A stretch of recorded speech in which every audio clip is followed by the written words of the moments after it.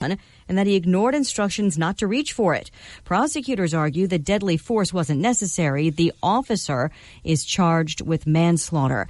A strange day on Wall Street. The Dow fluctuating and then finishing with a new record, up about 87 points. The Nasdaq had been in record territory, but then plunged more than 2% as tech stocks tumbled. Fox News, fair and balanced. You're listening to Love Advice with Leanne. Caller, you're on the air. Hi, Leanne. Long-time listener, first-time caller. Why, in your professional opinion, do you never take my calls off the air? Is this Carl? Yep, it's Carl. I mean, we had a few dates. Everything was great. I thought, Well, you know, when you switch to Geico, you could save a lot of money on car insurance. Okay, awesome. You should call them. I will. Geico, because saving 15% or more on car insurance is always a great answer. When smart businesses need to grow their team, they do it on the site proven to deliver, Indeed.com. According to an independent study, Indeed delivers 5 times more hires than any other job site, more hires than the rest combined. And right now we're giving new users a $50 credit to post a sponsored job, boosting your listing and relevant search results. Claim your $50 credit at Indeed.com/credit.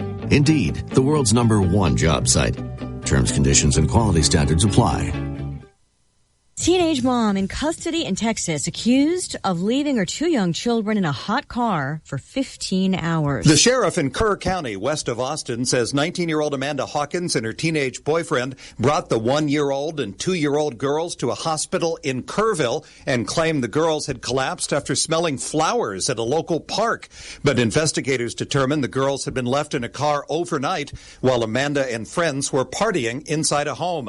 The girls were rushed to a San Antonio hospital where they died. A grand jury will decide if Hawkins will face a murder charge. In San Antonio, Jim Forsyth, Fox News. The U.S. Air Force temporarily grounding some of its F-35 fighter jets because of pilots reporting symptoms of oxygen deprivation. There have been similar claims previously around the country, but the halted flights announced today are only at Luke Air Force Base in Arizona.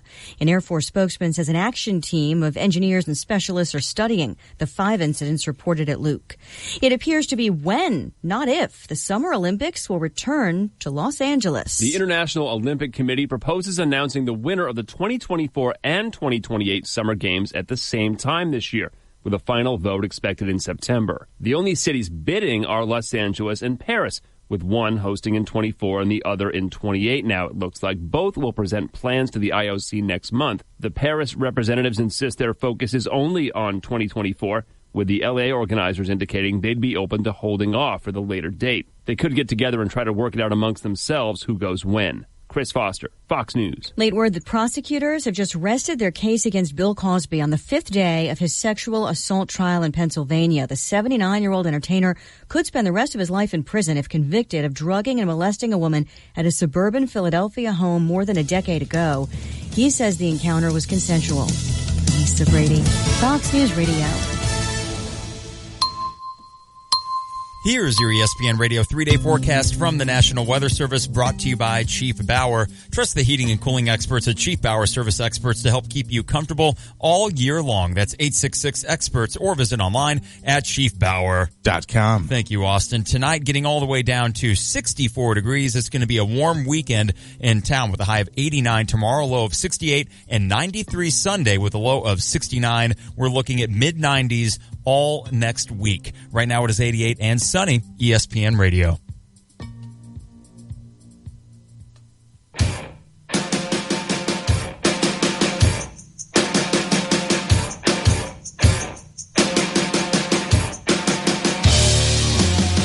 It is the Tay and J Show. Mike Carpenter in for Tay and Jeremy Warner with Austin Birkeland. How's it going, Carp? And Harry Black.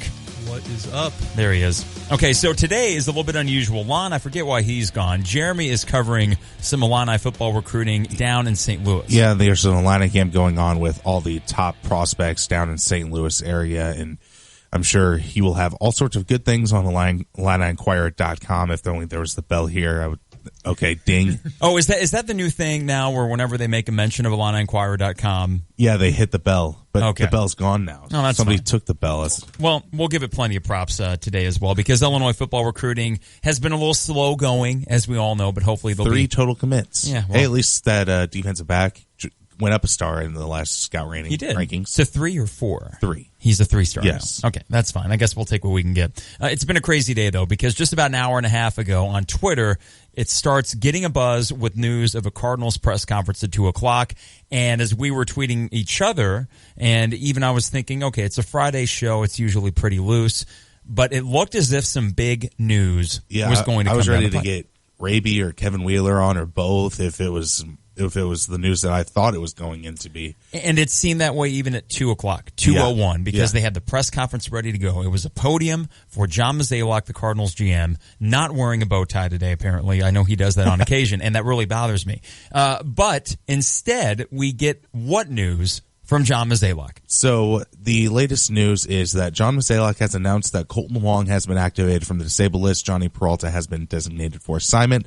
Chris Maloney will be reassigned to his new role within the organization. Mike Schilt will assume the third base coach duties and handle outfield defense. Bill Mueller will take a leave of absence. Mark Baduska will join the club from Memphis Redbirds as assistant hitting coach until Bill's return. And finally, Ron Pop Warner will join the Major League club to assist the coaching staff. A whole lot of nothing in there. A lot of nothing.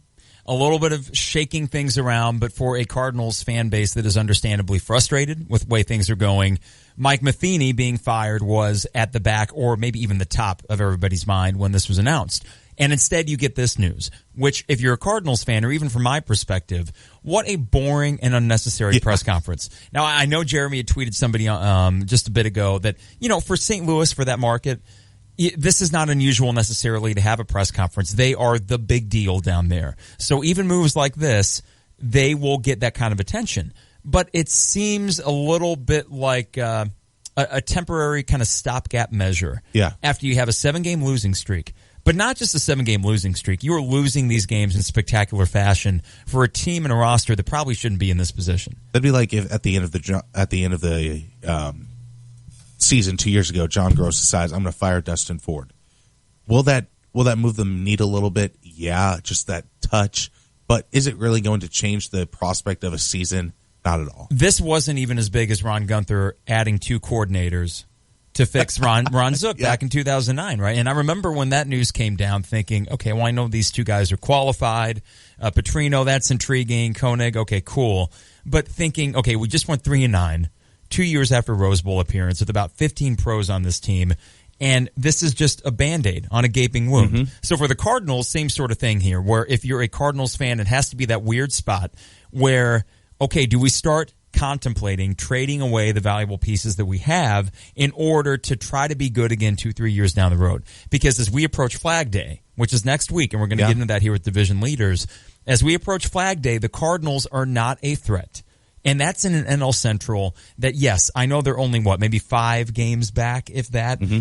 The Brewers are leading the division of all teams, but this is not a team, it looks like, that is constructed or even has the makeup or whatever mental wherewithal they would need to survive this long of a season and be there at the end. The offense just does not have a star to clean the bases. When you had Matt Holliday in his prime, and you had Albert Pujols in his prime, you had guys that could lengthen out a lineup that the Cardinals just don't occupy right now. Sure, they have Dexter Fowler, but he's more of the top of the order guy that's going to get on base. But you have to have those guys to clean up those bases every once in a while, and the Cardinals just don't have that right now. They don't have that, and there's guys like a Matt Carpenter that I think maybe 2 years ago you thought could have transformed into someone like that. You had the Matt Adams experiment, which went on and on and on, and just he's not cut out for something like that. So it is a lineup that doesn't really instill a lot of fear in the hearts of opposing pitchers. And to make this all worse, it's a good news, bad news thing. Their starters have been good for the most part. And yet you have been wasting these good performances, and it would be hard for me to imagine this rotation not regressing back to the mean a little bit from what they've done the last 2 weeks. The last 4 starts have not been quality starts at all from the statistically from the starters of St. Louis, and that lies a problem. It's not one thing; it's another thing for this Cardinals organization. So the Cardinals, of course, big news today. The other big news is we get into baseball in the next segment, and we'll dig a little bit deeper into it now that we're close to Flag Day. I want to talk about the division leaders and how confident we are in each one of them, including the Yankees. 3 games up on the Red Sox. Gary Sanchez last night, and I'm feeling good about their chances at least. But basketball, college basketball no less, Chris Holtmann is your new coach at Ohio State. He was at Butler. He had a 70-31 record in 3 seasons over there. Before that, 3 seasons as the Gardner-Webb head coach, and he was actually here John Gross's first year, which included a game-winning three-pointer by Tyler Griffey. Do you recall that game? Oh, yeah. I definitely remember that game. The John Gross coaching tree is off and running. It's very generous. I hope you all are ready. Yeah. It'll all stem from John Wooden, and then there'll be John Gross. Well, Chris Holtmann did come out and supported John Gross earlier this year, as coaches tend to do. Yeah, the coaching fraternity tends to really rally around the ones that don't deserve to keep the job that they currently have. But Chris Holtmann, now at OSU, and the thing about this is when they were talking about Greg McDermott, and that was the big name 2 nights ago, that didn't make a ton of sense to me. This is an upgrade from Greg McDermott. Absolutely, and it makes you wonder why they would have went after McDermott in the first place, given that Creighton and Butler, both Big East teams, Butler having had more success in the Big East than Creighton had, and that Chris Holtmann, it just seems like the whole Butler to Ohio State thing. You had something somewhat similar with Mata going from Butler to Xavier and then to Ohio State. So this kind of pipeline makes a little bit of sense. But now we have 3 new coaches in the Big Ten over the course of the last, dating back to March. June, not often that you get a coaching replacement like this. Ohio State could have done worse, but compared to Archie Miller, Brad Underwood, and Chris Holtmann, how would you guys rank those 3 in order from slam dunk, if there is a slam dunk hire in all this, to okay, that's fine? Because they're all good hires, I think. I think they're all very similar in the fact that I think they're all solid home runs. There's not a grand slam hire in the bunch, but they're all home runs. Brad Underwood, with his coaching temperament and with how well he's done from Stephen F. Austin into Oklahoma State and now at Illinois, it'll be a home run hire for Illinois in being able to get that in-state talent. Archie Miller will be a home run in the aspect of his reputation, and Indiana loves guys with reputation. That's been their thing from Bob Knight and going through. And now with Chris Holtmann at Ohio State has always, basketball program has always been silent but deadly. And I think that Chris Holtmann is that perfect guy. He's made an NCAA tournament in 14 and 15, 15 and 16, and 16 and 17. All made it past the first round of the NCAA tournament. And that's exactly what Ohio State wants. That's exactly what Ohio State does. They may not go to a Final Four every year, but I'm sure Chris Holtmann will get them to at least one in his tenure. A lot of continuity that Ohio State's had. Jim O'Brien, replaced by Thad Matta. I think there were a few things that happened at the end of O'Brien's tenure, maybe some sanctions that were temporarily placed because Matta's first team did not make the NCAA tournament. I don't think they would have based on the record, but I think they were withheld from participating anyway. So now their third coach in the last 20-plus years, which is pretty good. Yeah, which team do you guys think is most likely to make an NCAA tournament? Out of these 3? Out of these 3 next year. I don't know. First of all, who do you think? Because I'm going to probably play off of you, too. Going to piggyback off me? Yeah, probably. That's fine. I actually think that it would probably be Indiana. Okay. Still based on just skill. Yeah. I know that it is not a perfect roster, but there was a lot of talent that Crean brought in there. I'd say Illinois is second. I'd say a distant third next year is actually Ohio State. Yeah, I agree with that. I think there is going to be a transition period that is a little bit tougher. Listen, Holtmann is fine. When he gets things established, he will make tournaments. I don't see him being a sort of generational talent in terms of coaching, just merely good. And I don't know if that's going to be enough with all the momentum that program's lost. So I would say in that order, Indiana, Illinois second, and that's still kind of precarious. Yeah. I would not place money on Illinois making the tournament, even though I'm cautiously optimistic about it, and then Ohio State. I just go with Illinois as the second team in that, just simply because of the reinforcements that Brad Underwood has brought in for this first year in Mark Allstork and Mark Smith, and even a rebounding defensive specialist in Greg E. Boyd Bowden. Those 3 together will help him immensely make that NCAA tournament if that's even in the cards right now. Harry, to get this perspective from you, because you saw a coaching change or two while you were here, right? Yeah. So you're an Ohio State player. You sign up to play for Thad Matta, whose record speaks for itself. But within the last 3-4 years, things had really stagnated there. It wasn't what it used to be. And really, if you were one of those recruits, it wasn't really what you had signed up for. So now this Chris Holtmann guy comes in, a name that if you play college basketball, you know of, maybe, but you don't know a lot about him. So what is one of the first things that a Holtmann would have to do to come in and establish himself to the remaining roster, the 10, 11 guys that are there, to immediately establish, okay, I'm the new guy and command respect immediately? How hard is that to do? Well, the first thing you would think you would have to do would probably be, before anything else, make sure that everyone knows that what he wants to do is going to be the way that things are done. That's what he should come in, make sure everyone knows how he does things. Then after that is established, then he can try to maybe build relationships with the players. Because when a player comes to a school, it might be because of the coach, but if he's there for a long enough time, a couple of years, you will see this. This is why when players leave, they're usually freshmen or second-year guys. Yeah. You'll see that if the school is not really making any progress with the current coach, the player understands that. The player gets to a point where he wants to win. So that's why you see not as many older guys leave when new coaching comes in, and that's usually just in the younger classes. How much spark did Lovey bring into the staff, bring into the players whenever he first arrived on campus? When he first arrived, I mean, you guys saw it. It was the superstar effect. He comes in, and you can see the video of when he's introduced by Whitman. Everyone stands up and claps because we're thinking, this guy's an NFL coach. He's going to bring in NFL coaching staff. This is going to be kind of an NFL mindset, whereas it kind of felt more like, and this sounds bad, but it kind of felt, like a Division II or a MAC mindset in the previous years. Yeah, no, I think that's fair with Tim Beckman and Alex Golesh. I mean, they did not treat this like a Big Ten program should. So I do wonder then, this transition, because Matta, I feel bad for the guy in this regard. Alternate history, botched back surgery doesn't happen, or it just isn't botched.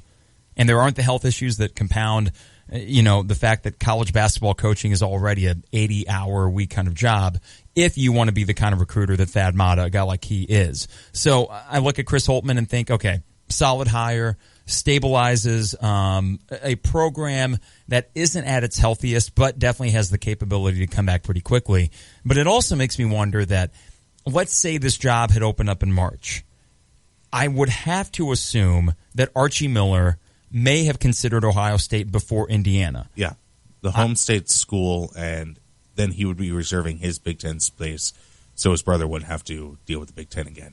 I was thinking, too, I was having a Twitter conversation earlier today, and the basis of the conversation was that Illinois fans, after the Underwood hiring, he comes in, and I remember that Saturday that it happened, that you're reading up on him, and as a fan, your natural inclination is to think of all the positive ways or all the reasons that this will work out.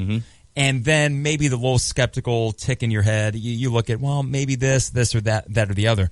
But that in the interim, since that moment back in March, Illinois fans have done anything that they can to kind of rationalize that, we lost Jeremiah Tillman. And no big deal. He's a head case. In other words, the bad things that have happened or the losses that we've had from that recruiting class John Gross put together, we are maybe glossing over that. Is that fair? Because I'm thinking that with Mark Smith, that recruitment alone and getting that commitment kind of eased any fear that I would have had if you would have lost Tillman and Pickett, but not had gotten a guy like Mark Smith. I mean, we'd be in a very different place today if that weren't the case. I mean, it was the thing about going back to the John Gross mentality of we're always going to be the bridesmaid, never the bride. Going in from Cliff Alexander to Jalen Brunson to Juwan Evans to Elijah Thomas, the list goes on, quite frankly. With this Brad Underwood staff, to be able to get that first main target right off the bat, that proves that he can get that good talent. That proves that in 2018 he'll be able to get Ayo Desamu. In 2019 he'll be able to get E.J. Liddell. In 2020 he'll be able to get Adam Miller, that top prospect in the state that Illinois has failed at year after year after year. So that definitely eased some fears on me, even just going into this upcoming season, that we will have a playmaker on the court. and not just Trent Frazier at the point guard. Okay, so Harry, I want to bring this back real quick because, Brad Underwood, the one thing that he exudes, and Chris Holtmann as well in the few interviews that I've seen from him, and Archie Miller, these 3 new hires in the Big Ten, all of them good coaches. And the common thread between all of them is a sort of self-assuredness, a confidence. And I'm thinking back to the transition that you have seen from coach to coach to coach. And there are very few D1 coaches, when you get to that level, that don't exude confidence. That's just really hard to find. But were you able to notice a pronounced change in confidence and self-confidence between Beckman and then Cubitt and then Lovie Smith? Not really confidence. If anything, it's just a different manner. Beckman was the coach that he was, but he was always confident. He went into each week saying why we were going to win games, how we were going to win games. Cubitt went into every offensive meeting showing us this is why we didn't win this game, this is why we did win this game, this is why we did make this play.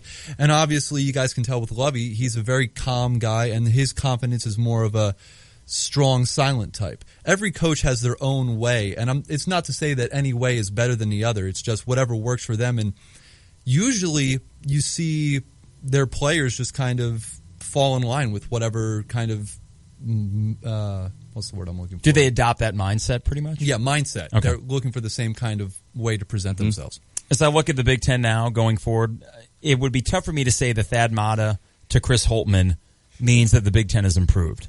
But given the situation and how Thad Matta had kind of stagnated up there at Ohio State, I don't think you could say the Big Ten is worse off than before. So a solid addition. I don't know if Chris Holtmann's going to be a top half of the Big Ten kind of coach. He's still pretty green. I mean, he's 6 full seasons as a head coach. Kind of hard to look at Gardner Webb that much, especially since there was a year between that and then when he became the head coach at Butler.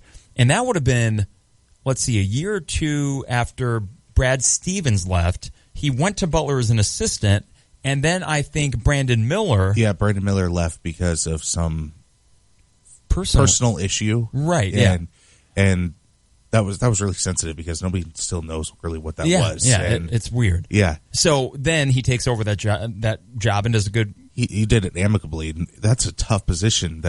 That's like Bill Cubitt coming in with being the interim coach for 3 years instead of 1. Right. That is incredible. And I look at that. Brad Underwood, 4 tournaments in 4 years. Archie Miller, tons of, I don't know, maybe 5 out of 6. A really good clip there at Dayton. And then you look at Holtmann and 3 out of 3 years at Butler. Already a good program, but the thing is they didn't get worse under him. And in fact, those 3 years he got better as far as records concerned. Interestingly, Oklahoma State ranked higher than Butler in the Ken Pom rankings. Okay. Oklahoma State was 22nd. Butler was 25th. And Butler, I think, them and Northwestern played last year. And Northwestern went there and maybe lost by a point or something? Yeah. Okay. So, a good program.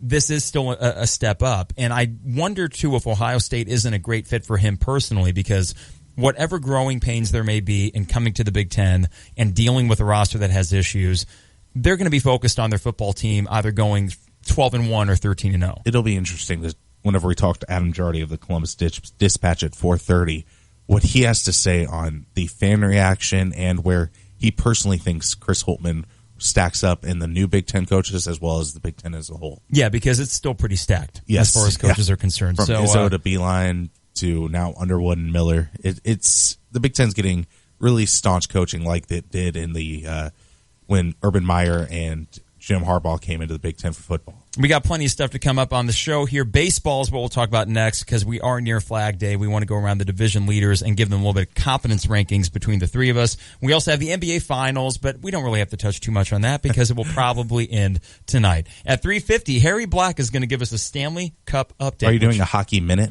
I can't do a hockey minute. Okay. I can't if you can. On shoes. If you can. That's not fair to ask. At the top of the 4 o'clock hour, we're also going to play a new game. Because sometimes we'll be here in between segments, and then Harry will come in, and he will ask us a would-you-rather question. Now, these are not the naughty kind. They're more thought-provoking than dirty. Yes, that's a perfect way to put it. So we're going to have some these will make you just question your whole existence. Okay, good. Oh, wow. So this is going to be an existential Tay and J Show, which I'm looking forward to. 4:30, like Austin said, Adam Jardy from the Columbus Dispatch is going to join us to talk about Chris Holtmann to OSU and the state of their basketball program. A few guys have transferred out. They didn't get really any recruits of note for this class. So they failed on Mark Smith? Yes, exactly. So tough sledding for Chris Holtmann as he starts his career at Ohio State. And then we're going to do in the 5 o'clock hour, this is based on a conversation Jeremy and I had on Twitter on Wednesday. Not heated at all, of course. No, it started out with the Jerry Remy translator band that he wants to input on baseball. The Red Sox announcer. And then it slowly divulged into a city war and then a movie war. Yes. I think, hashtag Twitter feud. Yeah, pretty much. But it's friendly, of course. So we are going to do a city draft around 5:30, but we can always take your calls and text. You can call us on the Jupiters or the Crossing phone line or text us on the Cheap Hour text line at 359-2255. That's 359-CALL. You can find us on Facebook and Twitter. Just search Tay and J Show. You can also search Tay and J Show on YouTube, where we are streaming until 6 o'clock tonight. You can download the WSJK app or get our podcast at espncu.com or on iTunes, powered by GTPS Insurance. Our interns today are Brandon, Trevor, and Nathan, and they're going to be helping us out in the city draft as well. For Harry Black and Austin Berkland, I'm Mike Carpenter. We're going to be right back. It is the Tay and J Show. Your four-legged friends need protection too. Pet insurance from Pekin Insurance covers cats and dogs at least 6 weeks of age or older as an enhancement to your homeowner's coverage. Choose between $2,500 or $5,000 worth of coverage for a variety of pet health services. You can even take your pet to the veterinarian of your choice. Learn more at PekinInsurance.com or ask your local agent about how to protect your furry family members. For pet insurance that is beyond the expected, contact Pekin Insurance today. Protecting your home and family, you better have a plan. Keep them safe from harm with a home alarm from F.E. Moran. Home invasions are on the rise all across the land, but they'll think twice when they see the sign for F.E. Moran. Don't wait till it's too late, it's time to make a stand. Call 877-FE Moran. F.E. Moran. Alarm. Don't miss the biggest savings ever at Illini Mattress. Now through June 11th, get a luxurious night's sleep and save up to $800 on select Stearns & Foster adjustable mattress sets. Plus, interest-free financing for up to 60 months with approved credit. You heard right. That's 5 years with no interest at Illini Mattress. We also provide free delivery, setup, and removal, and a $100 gift with the purchase of the Stearns & Foster sleep system that's perfect for you. The Stearns & Foster biggest savings ever ends June 11th, so hurry in to Illini Mattress. You buy Community Credit Union for campus and community. When you think about summer, what comes to mind? Sunshine, picnics, ice cream, and double points. That's right, double points all summer long with the Illini Visa Rewards Card and the U of I Community Credit Union. Now through the end of summer, use your Illini Visa Rewards Card on purchases for gas, groceries, and restaurants and score double points. Plus, you can score an extra bonus 1,000 points with your Illini Visa for 20 or more transactions each month. Use those points to purchase once-in-a-lifetime trips and experiences. Not a member yet? Visit IlliniCard.org today.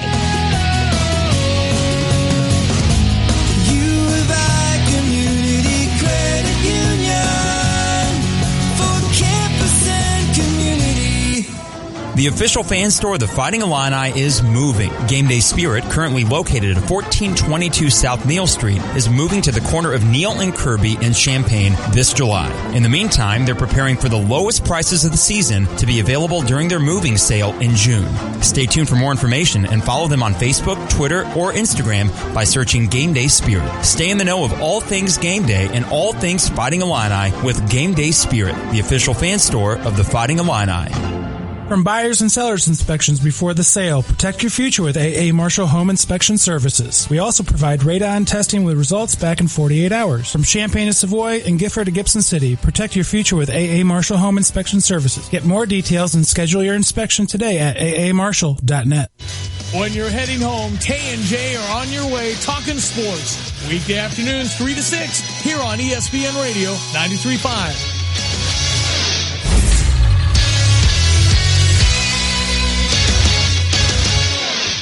Hello, I'm Austin Berkman with your 3:30 Sports Center update, brought to you by Prairie View Landscaping. Email mypvdiscount@gmail.com for a free quote and get 25% off their mosquito program. You're going to need it. I've been bit like 3 times right now. It's getting pretty ridiculous. Yeah. That's mypvdiscount@gmail.com. The Cardinals are on a 7-game losing streak, and they have made a big move. Okay, no, they didn't. They reassigned Maloney and have DFA'd Peralta to make room for Colton Wong. The still Matheny-led Cardinals take on the Phillies from Busch Stadium tonight at 7:15. The Cardinals are now 14-15 at home this year. Ugh. The Cubs have dropped their first game of the weekend series to the Rockies last night, 4-1, with Chris Bryant being the only offense hitting a solo home run in the first inning.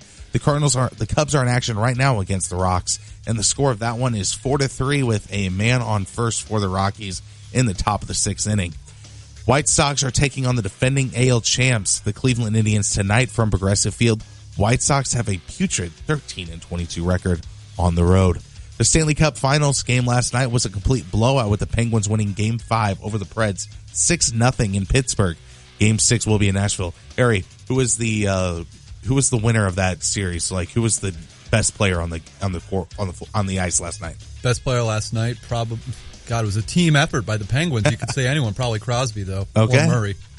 And the NBA Finals could end tonight for Game 4, with the Warriors traveling to Cleveland tonight. Golden State is 6-point favorites, according to Vegas. And that, my friends, is the Sports Center update. Thank you, Austin.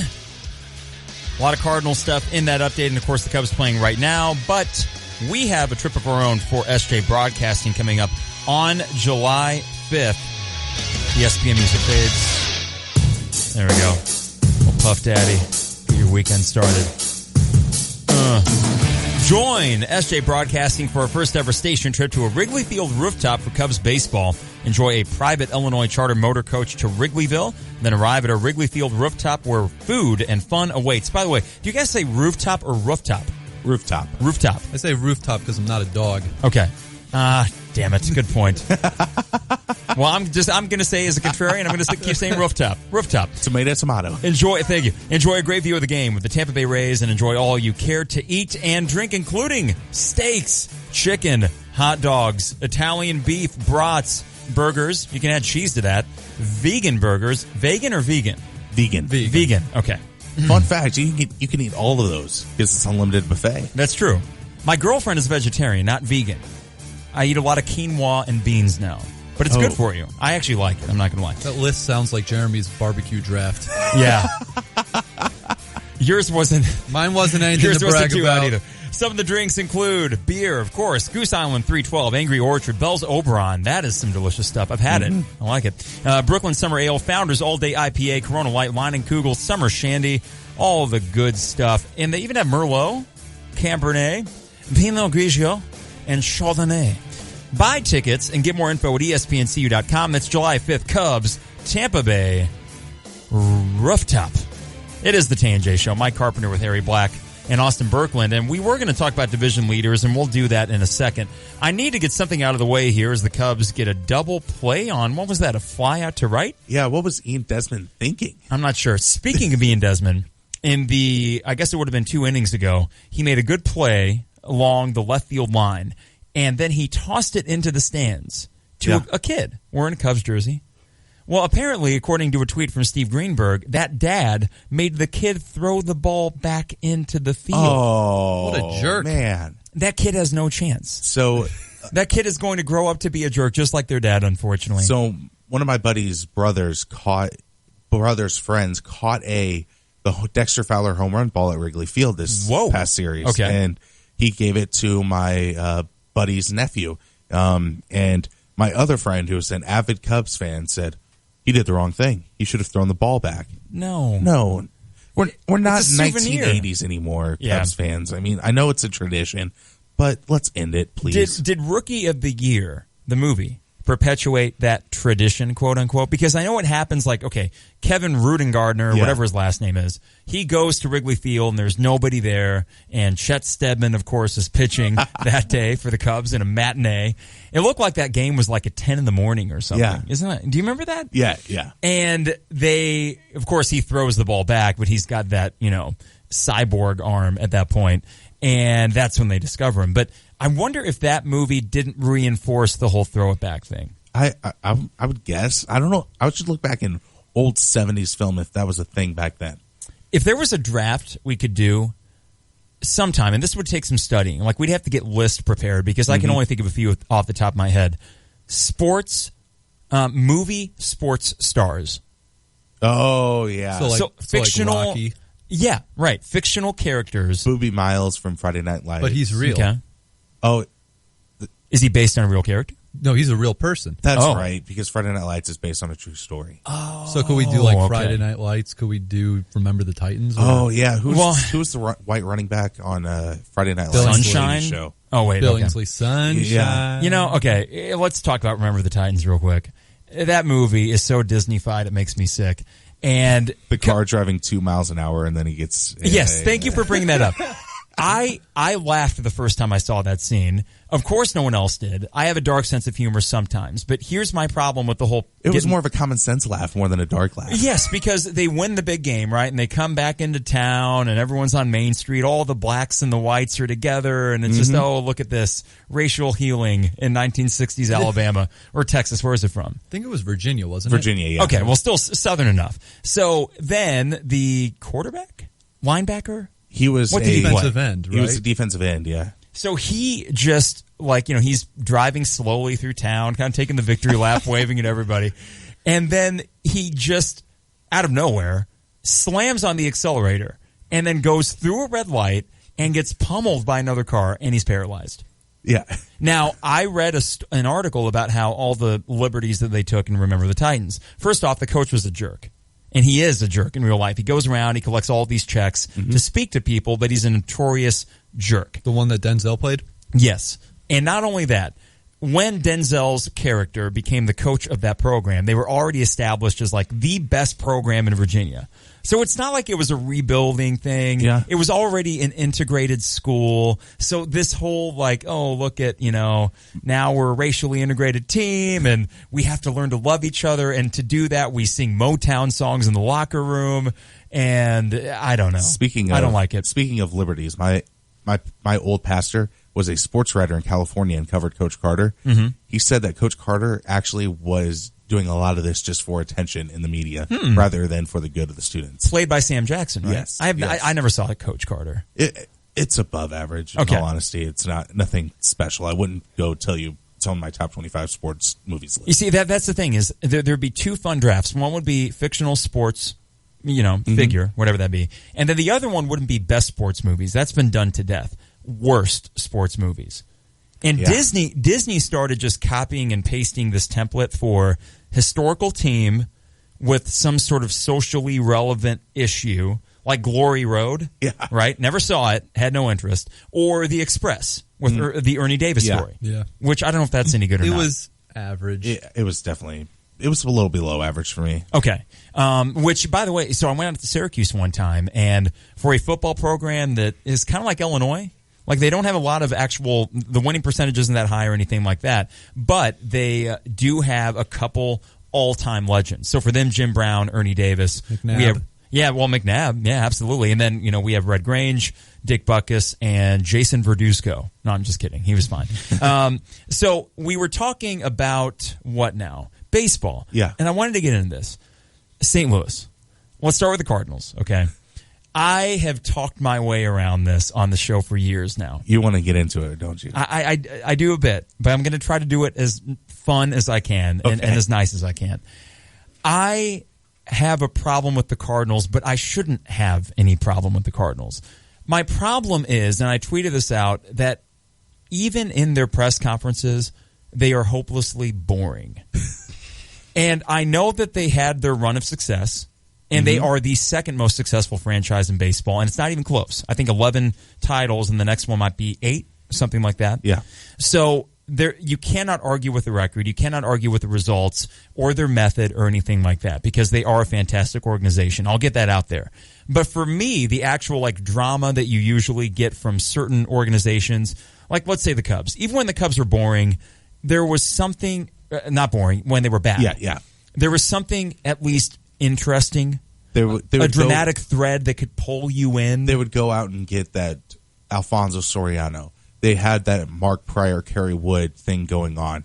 And they had Sammy Sosa, who is just a larger-than-life type character. And even going back into early Cubs days with Ernie Banks, those Cubs teams were always fun and nationally fun to root for. Yeah. And that Superstation helped. It seems like when the Cardinals got going and that KMOX deal got over, they were like, well, we're done. We did our part. Now let's just cater to what we have. Were you putting on a bit of a Southern accent there to make fun of the Cardinals? Possibly. It sounded a bit like that. No, but okay, so here's the thing. Now I'm going to take it one step larger. Because the Cardinals, the only beef I can say for them is I find them boring. Mm-hmm. Right? That's not that big of a deal, but I just find them to be a bore. One step up, the city of St. Louis. I have a problem with the city of St. Louis. Namely, you can go down there for an event. Sporting event, concert. I've done both many times. Yeah. And when you have a good event to go to, fine. You're going to have a good time in St. Louis.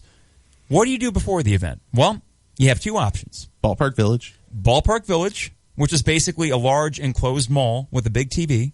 And to me, give me the dive bar. You know, I'm the dive bar guy. The row of bars, and you could say Wrigleyville, but I know that's been really commercialized and everything too. Besides, but the originals are still there, so you can still have a piece of old-time Wrigley spirit. So now if you want to do any drinking before the game, you just go across the street to Ballpark Village. Convenient, but very mall-ish. Yeah, there's PBR bar, there's a Howl at the Moon, very commercialized national franchise bar types.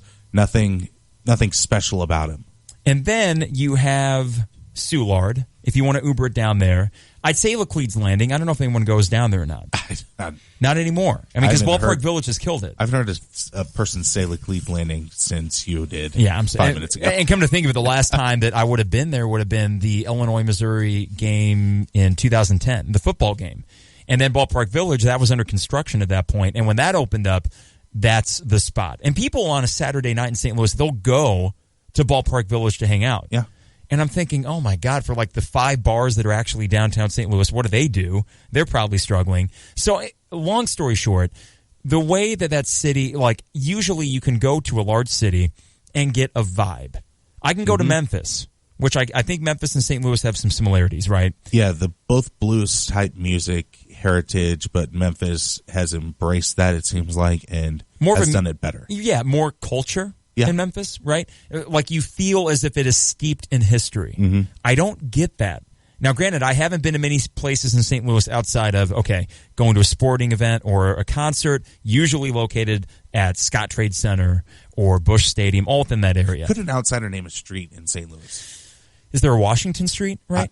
I don't know. I think there is. I mean, but if you look at Beale Street, Lakeshore Drive in Chicago, Nashville is the country has something going for it, being the country music capital of the world. Right. Philadelphia, they have Broad Street. Yeah, they have Broad Street. New York City, it's New York City. They don't need a street. Boston doesn't need a street because it's Boston. Right. But all these little cities have an iconic street. St. Louis, they have nothing. That's true. I went to the SLU. Well, and again, I'm not trying to ruffle feathers. I'm just saying my experience. It's not my favorite city, and this is a precursor to the city draft. I went to a Springsteen show, and this is back in last March. It was actually the weekend that the whole Lovie Smith thing was coming out. So it's at this small arena on the SLU campus that Jordan Goodwin will be setting scoring records in the next 4 years. Chaifetz Arena. Which you can see about 13 games of those on Fox Sports Midwest. So a lot high-profile gig. Good job, Goodwin. Yes, and this is a cool little arena on a very beautiful campus west of downtown. So I thought, well, this is cool. Like I'm seeing a new part of St. Louis, and there's going to be different bars and things to go to, maybe an entirely different kind of vibe on the SLU campus. No.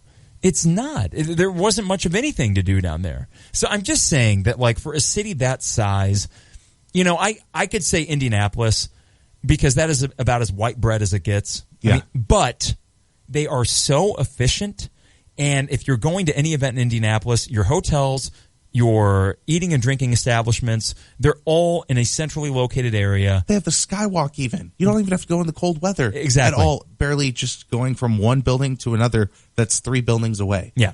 You don't have to go across the street at all. You just go in, wear your shorts in the middle of winter, and you can go from your hotel to the mall. It's that easy. It's not good when Indianapolis is beating you.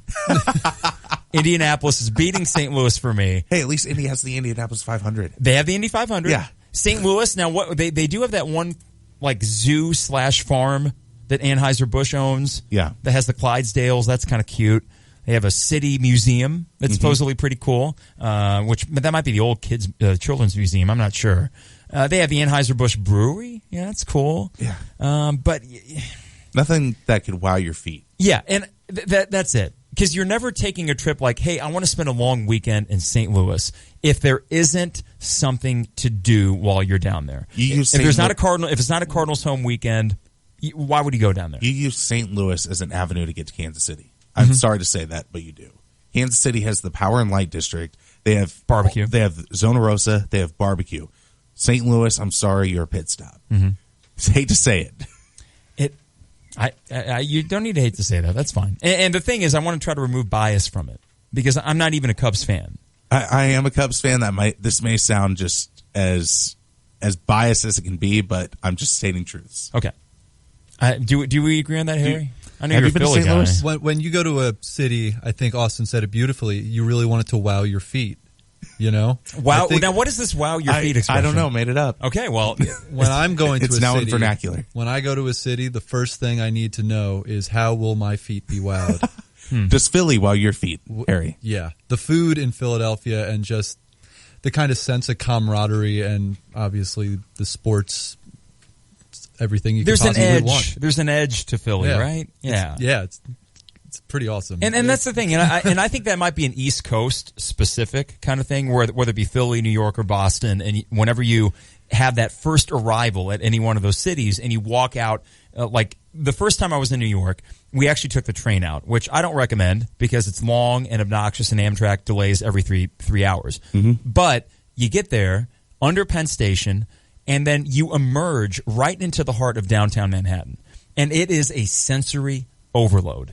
It hits you in the face, and it is a feeling I'll never forget. Boston to a lesser extent, but it at least has the smell of a bay town or a city on the bay, you know, with the salt water coming in and everything like that. So Philly, not been to Philly. When you get off the subway, it kind of you come up from the stairs out of the subway, and right there on your right is the Lincoln Financial, and right on the left is Citizen Bank's Park. It's pretty amazing. Pretty cool sports. That's where the Philadelphia Live area is, right? Where there's some bars as well near that area. I haven't been there in the time where I could have gone to a bar. So okay, I don't really is the old remember. Spectrum still there? No, they took that down. They did take that, but was that in the same area? Yeah, it was all in the same area. That's where the now the Flyers and the Sixers play at the what is it now? The Wells Fargo. Yeah, Wells Fargo in Wachovia and First Union. And like Washington D.C., that's another city that has just immaculate wow factor. Whenever you get there, you're soaked in Americana from seeing the Washington Monument, from seeing the Capitol building to seeing the Pentagon and everything around it. When you are in Washington D.C., it seems like no matter where you are, the Washington Monument is just peeking its head out, trying to say, "Hey, I'm still here." Yeah. It's like you can see it out of any window. It's the weirdest thing, and it's almost. I wonder if it was designed that way specifically. You walk out of a museum, Washington Monument. You walk out of the Capitol building, Washington Monument. You walk out of anywhere, Washington Monument. Into the Washington Monument. There Washington it is. Monument. Is there like a little stairway that goes up in that thing, or is it an elevator? I don't think so. I think it's just all brick. Okay, so you can enter the lobby though. Is there even a lobby? There's not a lobby at the Washington Monument. Okay. Yeah, it's just like this. It's the mall area, and with the big pool. Yeah, the reflective pool. Yeah, where Forrest Gump and Jenny. Yes, of course, where Jenny's running through the. Who could forget? Okay, so let's take a quick break because I want to get back and learn a little bit about what's going on in the Stanley Cup Finals. I have no clue. Pittsburgh's playing, Nashville is playing, and I think Pittsburgh is leading the series. But I want to get Harry Black's take on that because he is well-versed in hockey knowledge. It is the Tay and J Show. Hey Cardinals fans, a big weekend of giveaways is coming up when the Pittsburgh Pirates make their way to St. Louis on June 23rd, 24th, and 25th. Friday night, it's the Adult Cardinals Pullover presented by Monsanto. Saturday, the Bob Gibson Bobblehead, part 1 of the 2-part Final Out Bobblehead series presented by AT&T. Sunday, it's the Kids Fredbird Bobblehead giveaway, June 23rd, 24th, and 25th. Tickets available at cardinals.com/promotions. There's only one Cardinals baseball. DP Dough is the original Calzone company, and they cater all types and sizes of events, from office orders to private parties to entire visiting football teams. Everyone will be sure to enjoy something different than the same old sandwiches or pizza. DP Dough also delivers to nearly all of Champaign, Urbana, and Savoy until late at night. So give them a call or order online when you're hungry and no one else is delivering. With over 1 million calzones served since opening in 2006, DP Dough is sure to satisfy and fill you up. DP Dough, the original Calzone company. The Urbana Business Association is excited to present the 4th annual Uncork Urbana Wine Festival on Saturday, June 10th. This year's festival is jam-packed with live local entertainment, wine basket raffles, amazing food trucks, and will feature Market at the Square's live cooking demonstrations from CU's finest chefs. And not to mention, we will have amazing Illinois wineries showcasing their remarkable wine. Grab your lawn chairs and blankets and join us at the beautiful Meadowbrook Park. For more information and to purchase tickets, make your way to the UBA or visit urbanabusiness.com. Baseball is back at Pia's, and Pia's is your home for the world champion Chicago Cubs. Enjoy the game while filling up with their famous 10-ounce Slugger Burger, along with great wings and so much more. Watch the Cubs all season long at Pia's Sports Bar. With live video gaming, great drinks, sports, food, and fun. See you at Pia's, West Springfield Avenue in Champaign.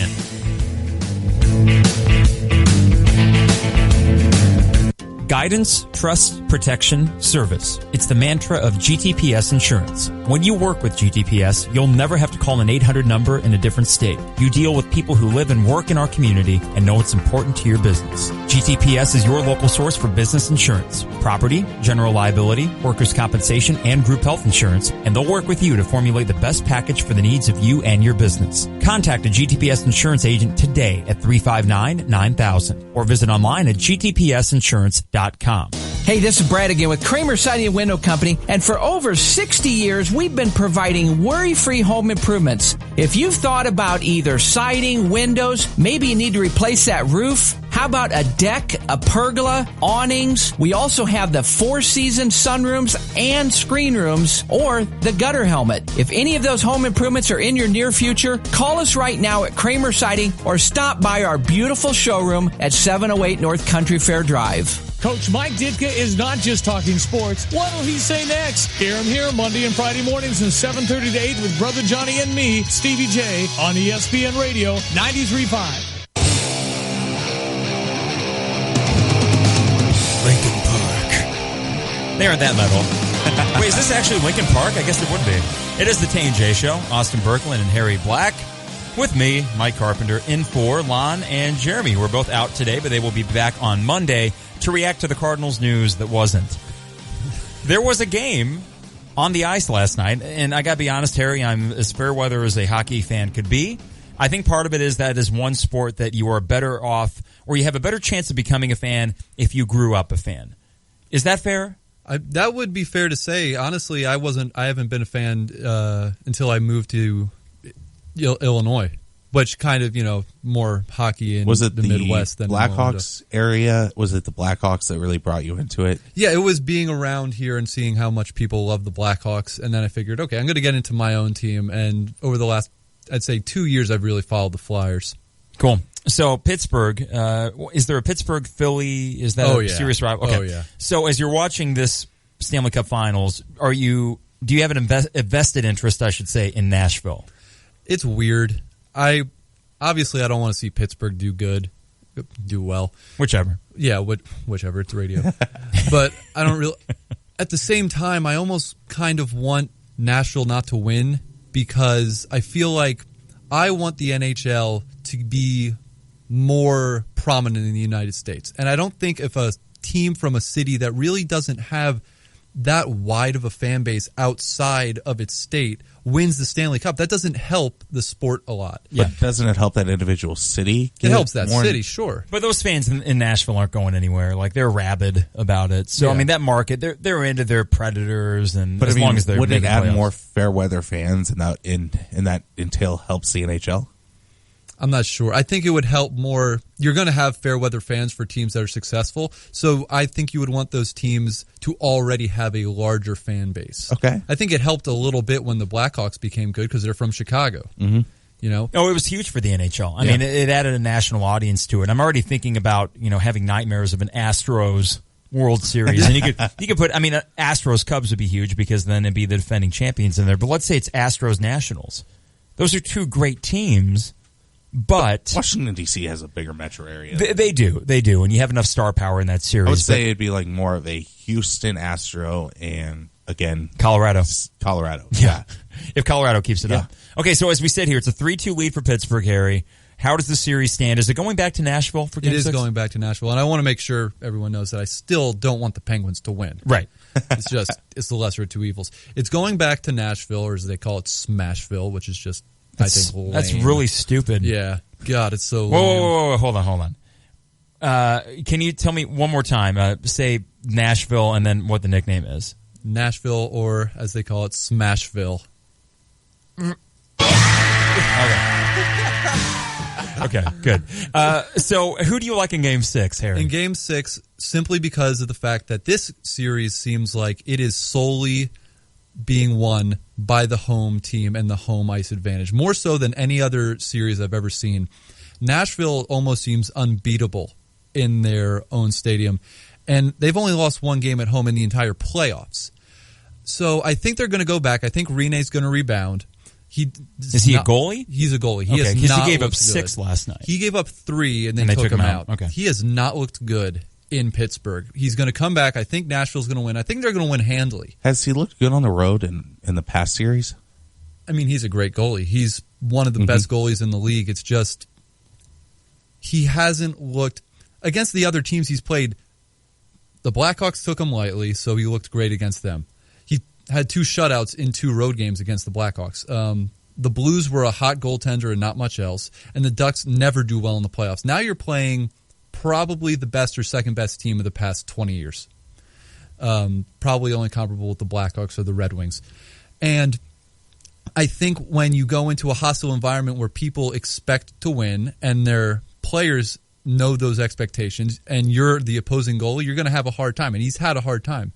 He's coming back to his stadium, and I think he's going to put up... I wouldn't be surprised if Rene shuts out the Penguins in this game. All right. I think that it's going to go back to Pittsburgh for Game 7, and I think Pittsburgh's probably going to win handily in that. I'm going to say the next 2 scores are going to be 4-0 or 4-1 and 3-1. There we go. Harry Black's Stanley Cup prediction. Not Pirates. Penguins. Penguins in 7. All right, cool. We're going to take a quick break, come back at 4:05, and we'll talk about something. I don't know. Tay and J Show. This Mettler tip is brought to you by Mettler Center Physical Therapy. It only takes walking 30 minutes a day to reap long-term health benefits. Being active can decrease your chances of having serious health issues such as heart disease or diabetes. To get more steps into your day, consider taking your dog on a walk, wandering around the room while chatting on the phone, walk your kids to the bus stop or to school, or designate 10 minutes of your lunch break for a quick walk. The Mettler Center, located at Windsor and Duncan in Champaign, and online at mettlercenter.com.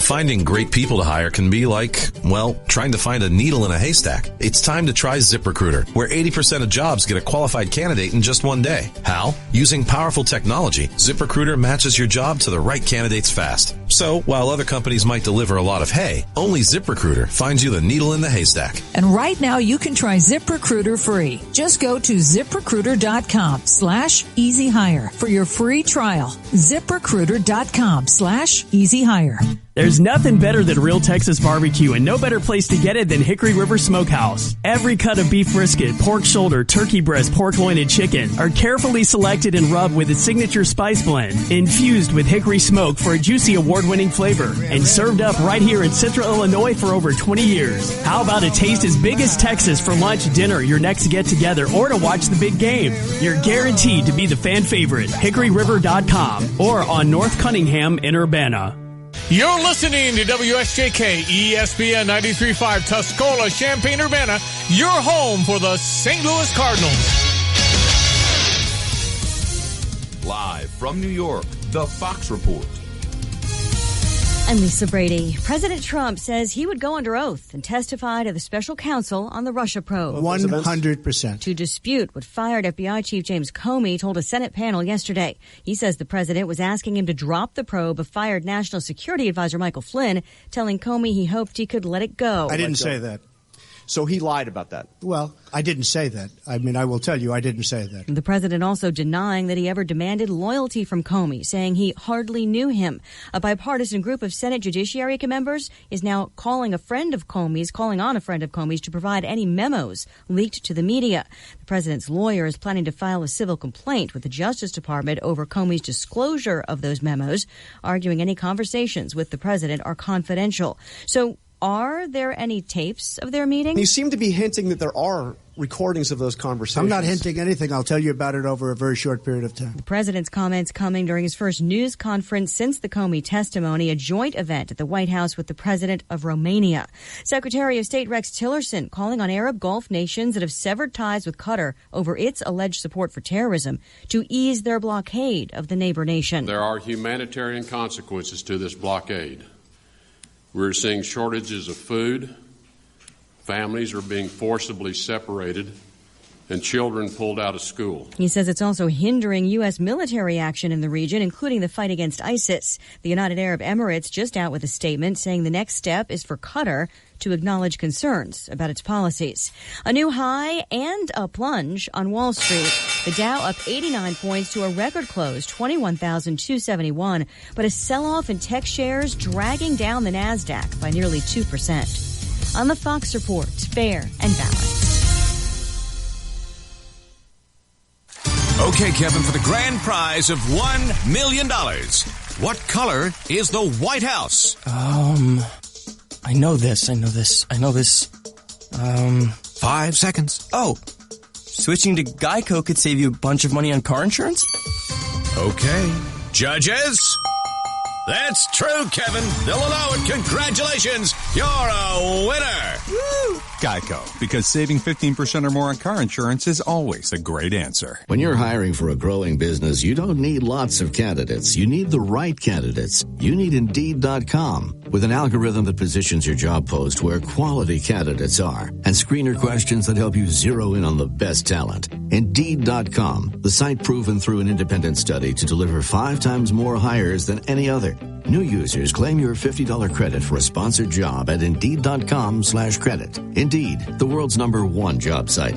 Terms, conditions, and quality standards apply.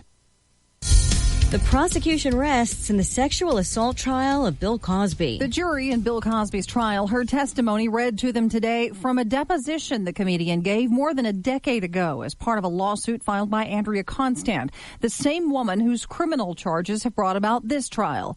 In it, he apologized to Constant's family and recounted a phone conversation he had with her mother. Fox's Tanya J. Powers. At the trial, Cosby is claiming the encounter was consensual. The sexual assault victim in the decades-old case against director Roman Polanski says she wants it to end. Polanski has been a fugitive since fleeing to France in the late 1970s, just before being sentenced for having unlawful sex with a child. He served his sentence. He went to Chino for 42 days. I never asked anybody to put him in prison for 1 day, and this was all about Judge Rittensman's ego. He was lied to. He did his sentence. He owes me nothing. Samantha Geimer, who's now in her 50s, was 13 at the time of the Polanski assault. She says she wishes the Oscar winner could feel he'd be treated fairly if he agreed to show up in court. The Golden State Warriors hoping to cap an undefeated playoff run to an NBA title tonight. To say the odds are against the Cleveland Cavaliers to win the NBA championship would be an understatement. Obviously, it's a dramatic situation to be in. But it is what it is, and we got to get ready for Game 4. LeBron James might be the best basketball player in the world, but basketball is a team sport, and no team has ever come back from a 3-0 deficit to win a best-of-7 series. Cavaliers will try to become the first against a Warriors team rich with all-stars. It's probably the most firepower I've played in my career. Not only are the Warriors up 3-0 in this series, a perfect 15-0 this postseason, they haven't lost a game since April 10th. Fox's Jared Max. The Cavaliers are the defending champs. It would be the Warriors' second title in 3 years if they win it. In New York, Elisa Brady on Fox News Radio. Here's your ESPN Radio 3-day forecast from the National Weather Service, brought to you by ChiefBauer.com. Sure, yeah. Well, we do that at the end. I jumped the gun? No, it's fine. I mean, I think it's okay to actually promote the website a couple times. Sorry, Harry. There you are. I was just saying, way to go, Austin. It's fine. Hey, for all your heating and air conditioning needs, it's Chief Bauer Service Experts at 866-EXPERTS or visit online at ChiefBauer.com. All right, there we go. Yes. We have a low tonight of 63. Tomorrow, 89 and sunny with a low of 67. Sunday, 93 and sunny with a low of 69. Mid-90s all next week. No cool off in sight. That's okay, though, right? It's summertime. Yeah, it's going to be that way till August, late August. 88 and sunny. ESPN Radio.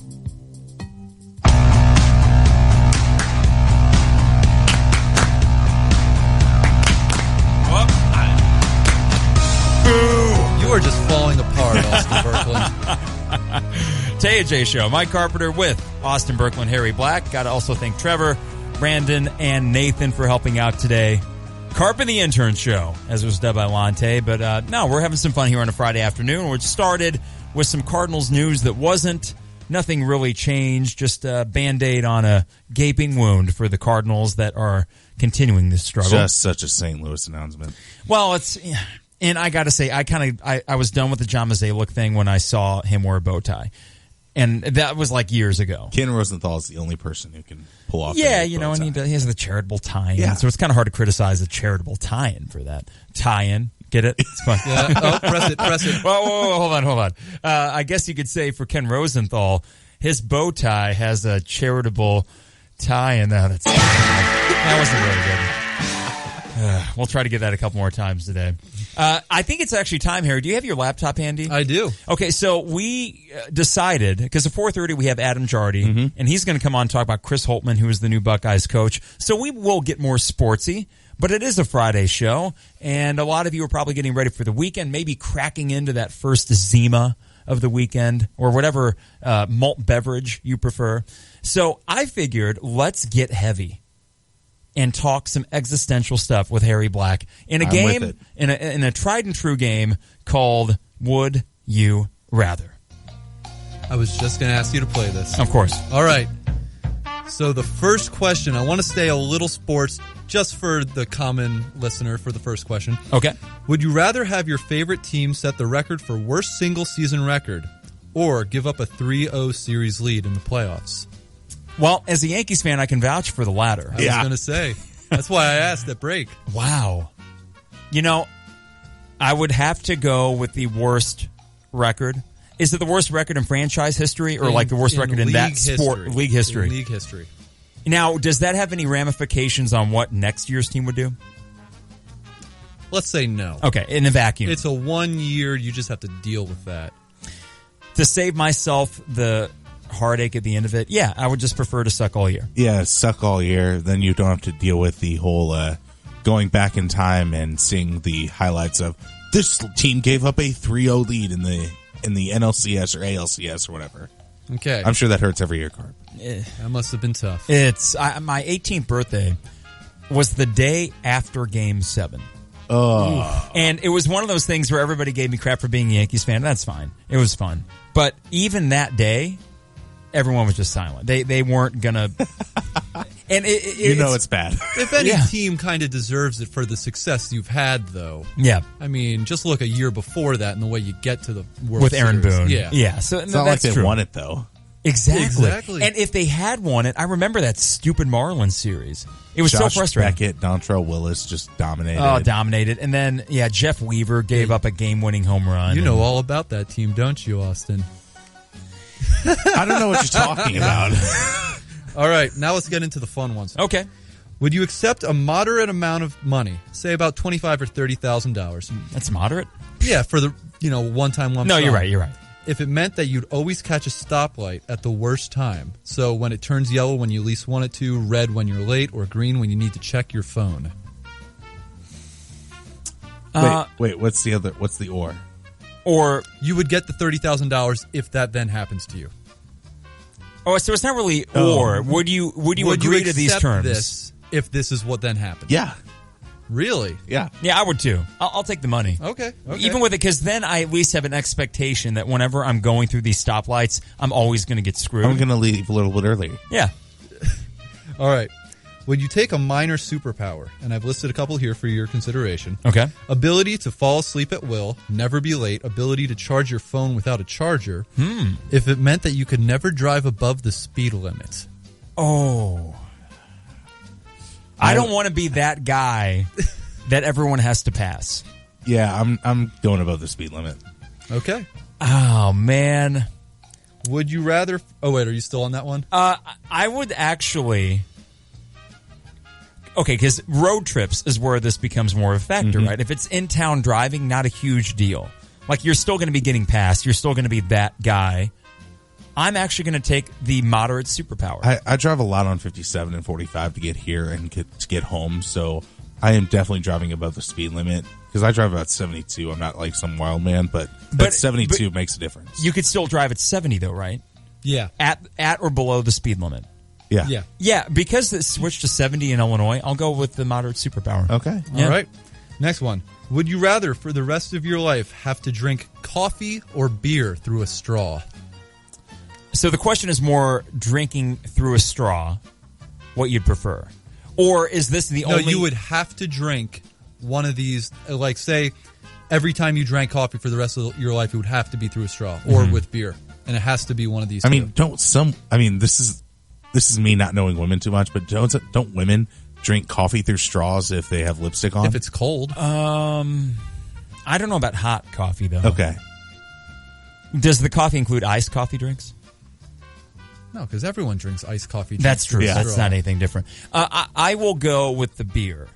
I will drink coffee through a straw because at a club, drinking beer through a straw, that looks really weird. I wouldn't worry too much about that, though, because guys are wearing rompers now, so don't worry about the straw. Okay. Would you accept the ability to turn on your car to a song you love every time if it meant that another one of your favorite songs started as soon as you got to your destination? Run that by me one more time. Yeah.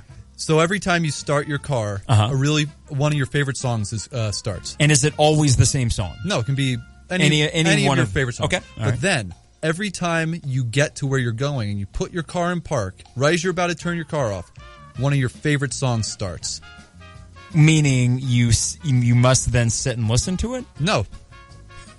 But do you ever say you get to your place and you need to get inside, but then like a 4-minute song comes on, you're like, okay. Then I'll listen to that song whenever I get back in because I'm allowed to. You guys are ruining this one. Okay. Well, so if I accept the first part of this. You want to sit in a parked car for 4 minutes just listening to a song?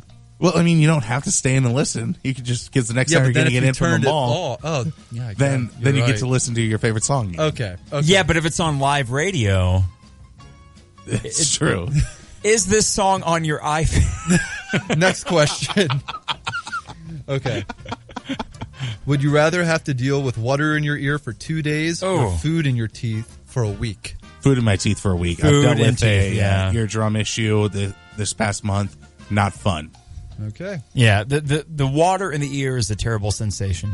This is probably my favorite one. Okay. Would you rather be able to freeze time for as long as you could hold your breath or fly as fast as you could ride a Razor scooter? Stop time for however long I can hold my breath. You would have to be holding your breath the whole time. Being a trumpet player, I can hold my breath for a long time. So for like, what, 40 seconds? I mean, I wouldn't say 40 seconds, but I could be able to get done what I need to get done in that time that Or you frozen. could fly 12 miles an hour. So here's the question. When you freeze time, let's say I'm at a computer and I have some task I need to get done, right? But, oh no, there's only 5 minutes left. But what if I hold my breath as I write each paragraph? Am I still able to be productive while holding my breath? Probably not. And you would think, okay, I'm just going to hold my breath, let it go, hold it again. You need to catch your breath after you hold your breath. That's true. But that still saves you a lot of time. Because you're getting it done in like 20-second intervals. What if it's just prolonging your... I mean, I'm going to go with the holding breath, and here's why. Because in a roundabout way, that is extending your life. Yeah. That's true. So if you're like, you know what, I've enjoyed today. Like if I'm at a tailgate or something, and I'm having a great time before a football game or a concert, I'm just going to, like, between sips of my drink, hold my breath and soak it all in, right? So does everything stop at that point? Yeah, everything else stops. Okay. And then I could also train my breath like Michael Phelps and become a lot better at it, and I could hold my breath longer. I knew you'd be that guy, Austin. All right. Would you take a superpower of your choice if it meant that you'd get a paper cut in between each finger every day for the rest of your life? Are these questions going to get darker or more ominous? No. Okay. Because I had the Unsolved Mysteries theme song, and I was thinking about maybe playing that. The paper cut thing is, oh, God. Okay, so run that by me one more time. Would you take a superpower of your choice if it meant that you'd get a paper cut in between every finger, so in this area right here, every day for the rest of your life? They did that in one of the Jackass movies. Yeah. It's hard to watch. Yeah. I mean, if my superpower of choice was the Wolverine healing factor, then of course I would. Wolverine still feels pain, you know that, right? But it heals instantly, so you don't have to deal with it. I don't think the thing about a paper cut, Austin, is the fact that it injures you. I think it's the pain. Yeah, the pain's terrible. And I actually put in a little addendum for you because I knew you'd be that guy. I said, if power is to never feel pain, then instead, every time you turned on a song with headphones, it would be way too loud for that first second. Oh, yeah, that's rough. Is there anything worse? Wow, that's pretty Loctite of you. I just had this today where, for me, I hate sudden, loud sounds. So we have a carbon monoxide detector in our house, and if you so much as like knock it slightly loose from the outlet, it beeps ridiculously loud. And I was ready to take a hammer to that thing. So I would actually, in any of those scenarios, I will bypass the superpower. I don't want paper cuts, and I already have the moderate superpower, right, from a previous one. I will bypass the big superpower because there's something about being human. I will take the ability to fly and get the paper cuts. Okay. You know what? I'm going with that. Yeah, life's too short. Yeah. It's a paper cut a day, though. It's a paper cut in between each finger every day. Both hands? Yeah. This is a good superpower, though. Now, this isn't a minor one. Do they heal up, or are we literally like getting each day scars? We're trying to find a new part in between each of our fingers that we didn't paper cut the day before? No, they heal up every day, so it's a brand new cut. Spanking so then I'll do that. Okay. How fast can we fly? As fast as a razor scooter. No, as fast as you want. Okay. Like Superman style if we wanted to. I'll go flying. Yeah, okay. Okay. Got a couple more. Would you accept the ability to eat whatever you want at every meal if it meant that it was always slightly disappointing? So say you want pizza. Okay. It's a little bit doughy. It's a little bit too saucy. Not too saucy. This steak is a little bit too cooked. Yeah. These mashed potatoes aren't cooked quite enough. So the alternative to that is you don't always get what you want, but every now and then you eat a home run meal. Yeah. I'm not going with the disappointing whatever you want. Yeah. I'm going with the occasional ugh, followed by the whoa, I can't believe I'm eating this. This is so good. This one's for you, Carp. Would you still eat at Moe's if they stop saying welcome to Moe's and turn down the music, but you don't get free salsa and chips? So the trade-off is the welcome to Moe's and the egregiously loud music with their whole rock and roll theme. We're the rock and roll fast food Mexican joint. That's the thing now. It's not. It's not because there were two Robert Palmer songs there yesterday. Robert Palmer doesn't rock, but apparently they think so at Moe's. We actually, thankfully, I get lunch with my parents once a week. We found a nook in the back where there's not a speaker. So there's a roundabout way to avoid this. But if it's busy, we're stuck in the loud music section. That is a sad place to be. It's right by the toilet. And worse yet, 2 weeks ago we went there, and we found that nice spot in the back, and the music is quiet, and I sit down to my Cosmo Kramer, whatever stupid name they give a chicken salad. Cosmo Kramer. It's just, I want a chicken salad in a bowl. And they say, is that the John Kennedy? I'm like, I don't know what the name is. Take a plastic bowl, put your iceberg crap lettuce in there, pinto beans and spicy chicken. You sound like that Tenacious D song at the drive-thru. Take 2 nuggets. And it's like, just put it in a bowl. Yeah. I don't care what it's called. Is that the Close Talker? Which is some Seinfeld reference. They have all these pop culture references. Just Chipotle it up a little bit more. Are they outdated? Is there any, like, the Justin Bieber sandwich? No. Or? You know who I blame for this? I blame Jimmy John Leotaud, or however you say his last name, for all this hokey crap that you get at fast food restaurants now. Everyone's wearing a T-shirt with a one-liner, jokey sort of hipster crap thing on it, and they always have a greeting, and it's always loud, when all I want to do is eat. Fun That's little it. quotes all over the restaurant. And you know why we started going to Moe's? Because Pancheros was too loud. But they're too loud with...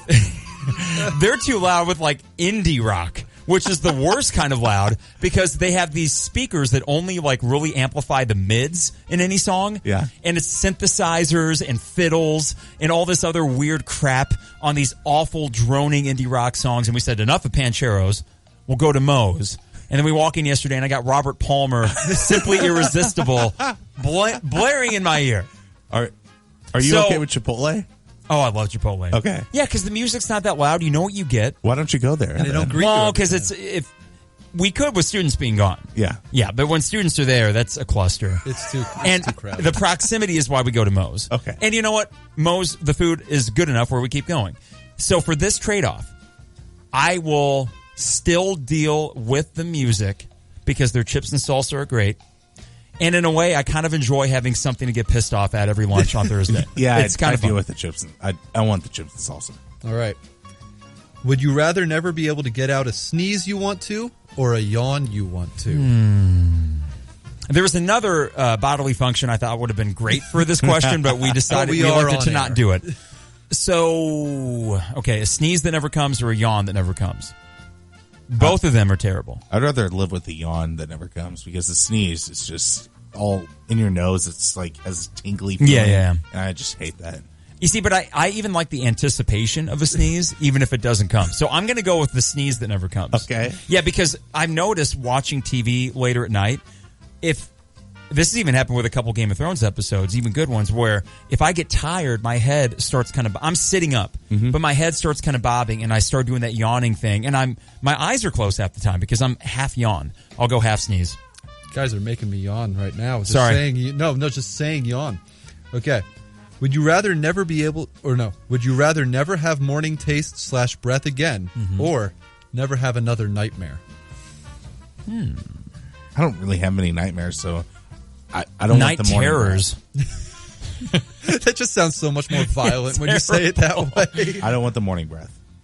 Okay. I like dreams, even the ones that get a little nightmarish. I mean, I don't have a lot of decapitations or anything in my dreams, but I do have a recurring dream. That's always good. Yeah, that's good. Not too much bloodshed.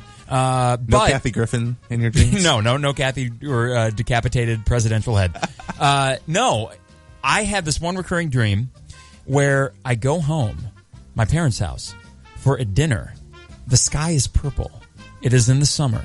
We have hamburgers on the grill. And then as we sit down to eat our hamburgers, all of a sudden, this big flash of light. Nuclear Armageddon.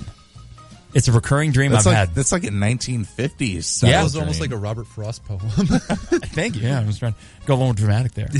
And then I wake up and I'm like, oh, that's kind of freaky, right? But I still would rather have a dream than not have a dream, even the ones that are screwed up like that. So I love dreams. I'll take the nightmares even if that's what comes with it. All right. My dream is I can't open my eyes, and it's the most horrifying thing. You know what other dream I have is not the whole. This is based off the old. You're in classroom, in a classroom, and you have a presentation to give, and then you're like, oh, I'm in my underwear. You know that old joke? Yeah. That's the dream. My recurring dream is that even now, present day, I get a letter from Urbana High School, and it says, you didn't complete one semester of physical education. and because of this, everything else that you've done since high school is now null and void because your high school diploma doesn't actually exist. That's a nightmare, isn't it? Yeah. I've had the one where it says your grades are all F's and D's. Ooh. My craziest one is like it's 3:30 and like the update music is playing and I don't have an update. Ooh. Yeah. So like I'm just standing there and not knowing what to do. I don't have anything researched, so I'm just standing there and I hear the ESPN music and I wake up and I'm like, whoa. Yeah, I still get that anxiety sometimes. You said at what time? 3:30. Like PM? Yeah, like PM. 3:30 Sports Center update. So not... It's not 3 a.m. and I'm not lonely. Okay? Oh, God. Matchbox. Whoa. Oh, I'm sorry. I missed the hotkey there. Is there one more, Harry? There's one more. Okay. Would you walk 100 continuous miles? That would take about 25 hours. Mm-hmm. If at the end you got an average car for free. 100 miles, about 25 hours, no sleeping. No sleeping. Eating? No eating. Water. You have water. Okay. Just 25 straight hours of walking, and at the end you get an average car. What's for free? What's the average? A 2008 Volvo. There Okay. you go.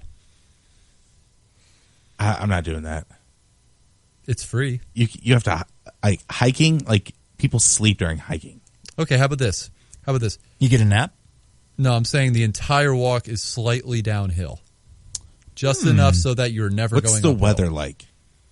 Brisk. A good, Then I do good it. walking weather. Then and I do it. Can I take a phone to listen to podcasts or something? You can take whatever you want. That's not food. That's not food. You know what? I'll let you bring a bag of Cheez-Its. Okay. I'm White in. cheddar?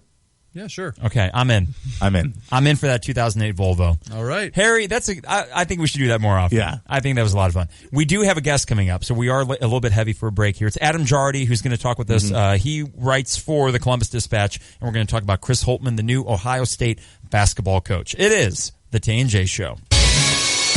An ESPN Radio Mike and Mike Extra Point. A lot of people are saying that what LeBron did when he went to Miami is exactly similar to what Kevin Durant did when he left Oklahoma to go to Golden State. It was one person. It was Dwayne Wade. I mean, the big three both went there. Yeah. I mean, they had a big three in Golden State before Kevin Durant went there. Right. So they and I think he's right. Look at how the team changed when Durant went there. How many pieces they added along with Durant, and look at what got added in Miami and then what got added in Cleveland. I agree with them. They had to build more in Miami and Cleveland, where it was already, by the way, a 73-win regular season team before Kevin Durant even got there. I know there are some players that wouldn't just ask any player who played more than 10 years ago. They're disgusted at what Kevin Durant did. But Kevin Durant made a move. Kevin Durant made some sacrifices, and Kevin Durant's going to get paid off with a ring and the MVP of the series. Hear more from Mike and Mike Monday morning on ESPN Radio. Gentlemen, hurry into JCPenney and find great looks for whether you're in the office or on the go. Raise your game with menswear designed by Michael Strahan. Exclusively at JCPenney. Get 50% off suit separates and dress shirts from Collection by Michael Strahan. And up to 40% off MSX Activewear. Also available in big and tall. Don't miss out on even more savings with a coupon for $10 off when you spend $25 or more on select items. That's getting your pennies worth. JCPenney. Coupon valid 6/7/6/13. Some exclusions and restrictions apply. See store at jcp.com for details. When smart businesses need to grow their team, they do it on the site proven to deliver. Indeed.com. According to an independent study, Indeed delivers 5 times more hires than any other job site. More hires than the rest combined. And right now we're giving new users a $50 credit to post a sponsored job, boosting your listing and relevant search results. Claim your $50 credit at Indeed.com/credit. Indeed, the world's #1 job site. Terms, conditions, and quality standards apply. The official fan store of the Fighting Illini is moving. Game Day Spirit, currently located at 1422 South Neal Street, is moving to the corner of Neal and Kirby in Champaign this July. In the meantime, they're preparing for the lowest prices of the season to be available during their moving sale in June. Stay tuned for more information and follow them on Facebook, Twitter, or Instagram by searching Game Day Spirit. Stay in the know of all things Game Day and all things Fighting Illini with Game Day Spirit, the official fan store of the Fighting Illini. You buy Community Credit Union for campus and community. When you think about summer, what comes to mind? Sunshine, picnics, ice cream, and double points. That's right, double points all summer long with the Illini Visa Rewards Card and the U of I Community Credit Union. Now through the end of summer, use your Illini Visa Rewards card on purchases for gas, groceries, and restaurants and score double points. Plus, you can score an extra bonus 1,000 points with your Illini Visa for 20 or more transactions each month. Use those points to purchase once-in-a-lifetime trips and experiences. Not a member yet? Visit IlliniCard.org today.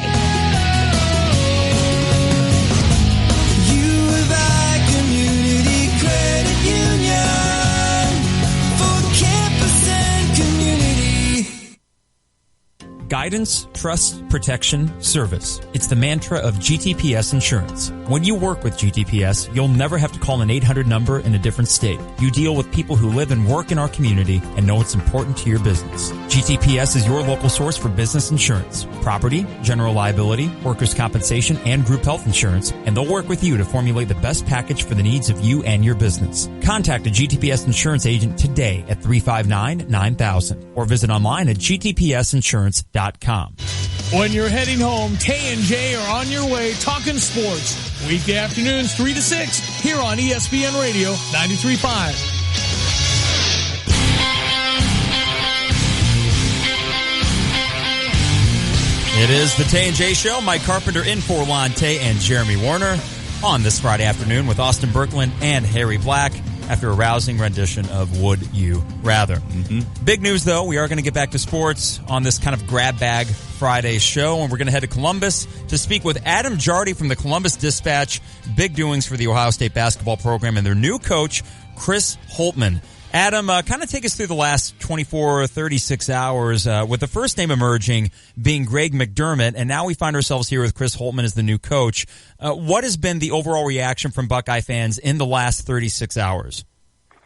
Well, I think at first the reaction was mostly shock and I would say a fair amount of outrage when you start hearing that Greg McDermott is the candidate.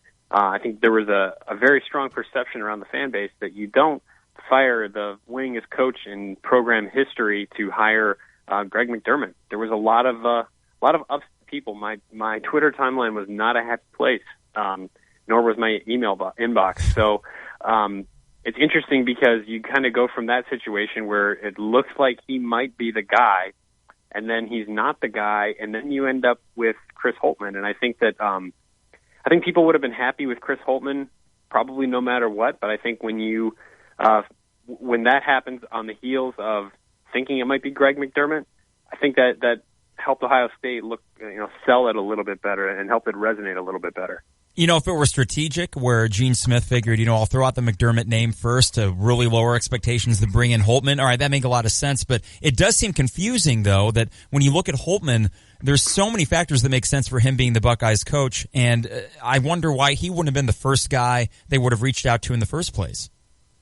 Well, I can say that at the very beginning of this, they did reach out to a number of people who, you could say, I don't know if you want to say punching above their weight or outkicking their coverage, but they did at least make some very preliminary sort of overtures to the likes of Brad Stevens and Billy Donovan, and you at least had to make some of those calls and Sean Miller and just say, hey, hi, we're Ohio State. Are you interested? And if the answer was no, or they didn't pick up the phone, then you very quickly move on. I don't think any real effort was made into many of those, other than just covering their bases. But I do think that once you kind of get past that first wave of here are NBA coaches that don't have any real interest in coming back to college, I think once you get past some of those superstar names, Chris Holtmann has as good of a resume as anybody else that was going to be available for this job.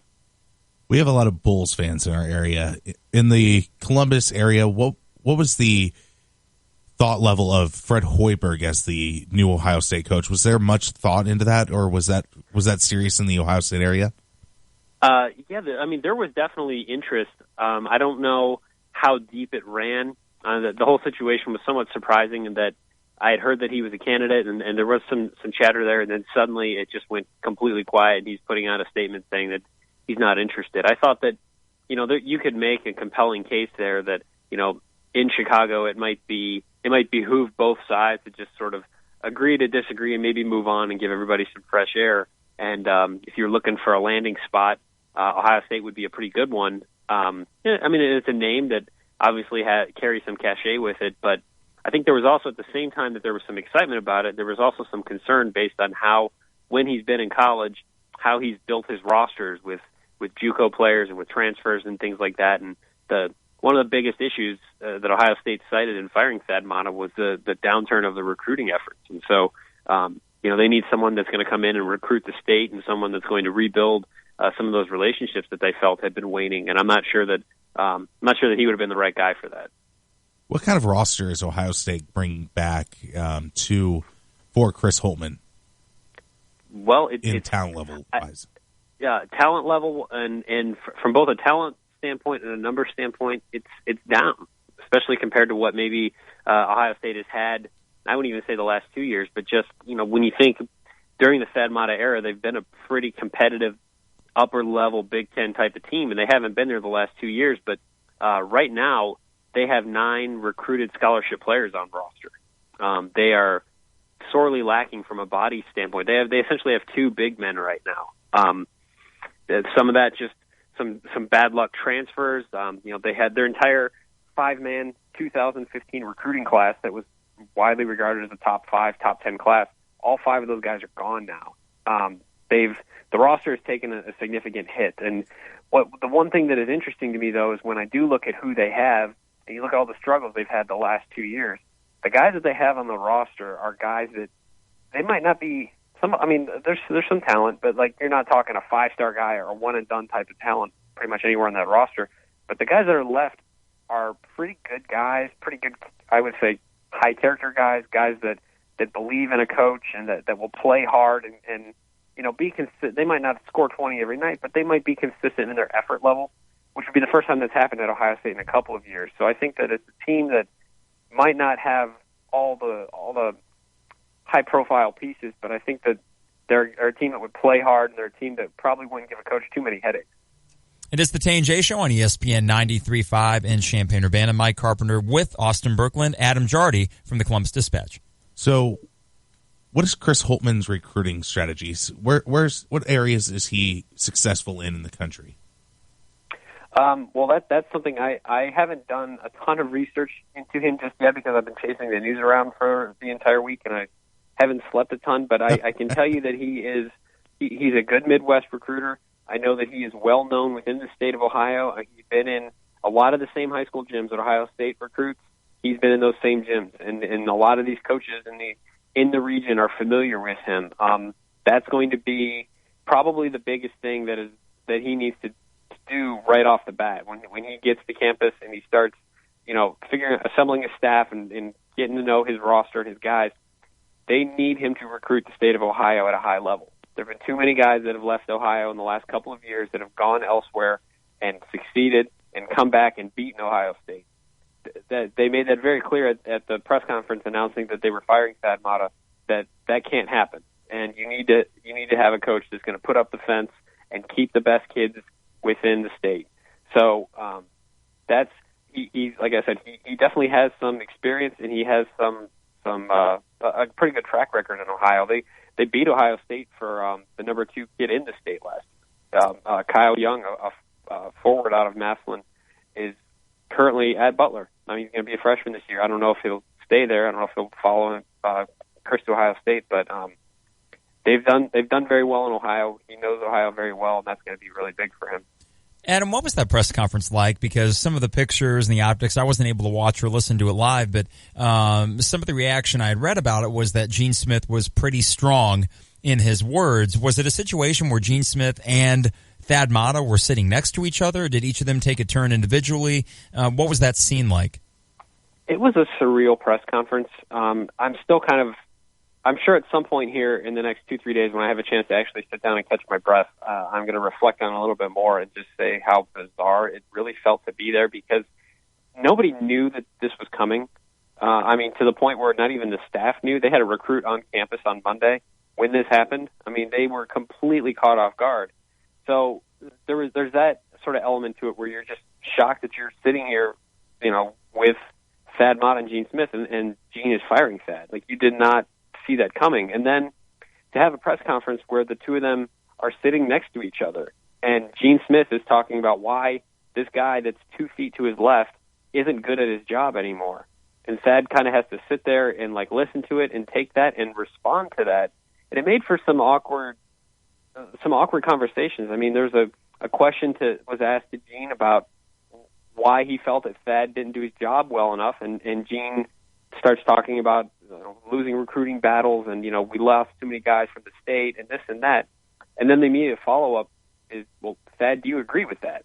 It's like you're asked. It was such an awkward state just on a basic level to be talking to the man who just fired this guy next to each other. And you're asking, okay, well, how are you going to replace the guy that you just fired who you're sitting next to? And what did he not do well? And it made for some weird sort of just uncomfortable moments, I would say. It's almost like a smaller version of James Comey and Donald Trump had a press conference together right after he was fired, but just on a sports level.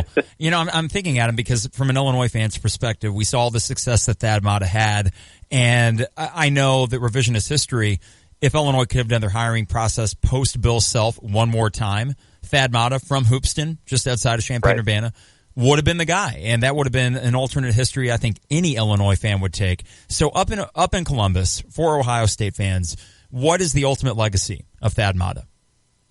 Well, the ultimate legacy of Thad Matta is that he was the most successful coach in program history, and I recognize that Fred Taylor, helped really build that program and did what he did all those years ago.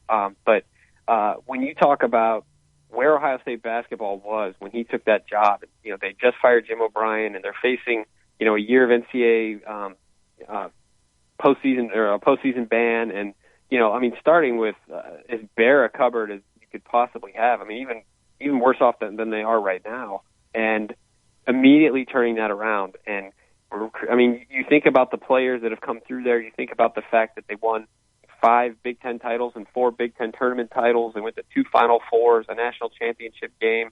You start going down the list of players from Greg Oden and Mike Conley to Evan Turner and Jared Sullinger and Aaron Kraft and D'Angelo Russell. And you start going down that list, and it's just, I don't know that people will appreciate it right now, because I just don't think that's what society is. And I think that it's so much a case of, well, what have you done for me lately? And these last 2 years were pretty brutal. I've covered some shocking losses, and I've, heard the apathy, and I've heard the anger, and I've heard all the complaints on a daily basis for 2 years now. And it just, even as a beat reporter, it wears on you a little bit. But I think that in time, people will forget how this thing ended. They'll forget these last 2 years, and you will appreciate the fact that he did more in his first 11 years than any other coach really did for the program. His name will be up in the rafters in some way, shape, or form when it's all said and done, because he really put them back on the map. He really built something really incredible, and he gave them some moments that if people forget them, then shame on them. Ohio State, obviously a football school, if we're going to characterize it one way or the other, but sure. For the fan base at large, and you talked about how much of a shock it was for you, and I'm guessing really everyone in that area, that no one had any idea this was going to happen. Was there a pretty kind of visceral reaction from fans, or was the timing of it in June, which is precarious anyways, did that sort of just have people shrugging more than kind of any sort of emotive reaction?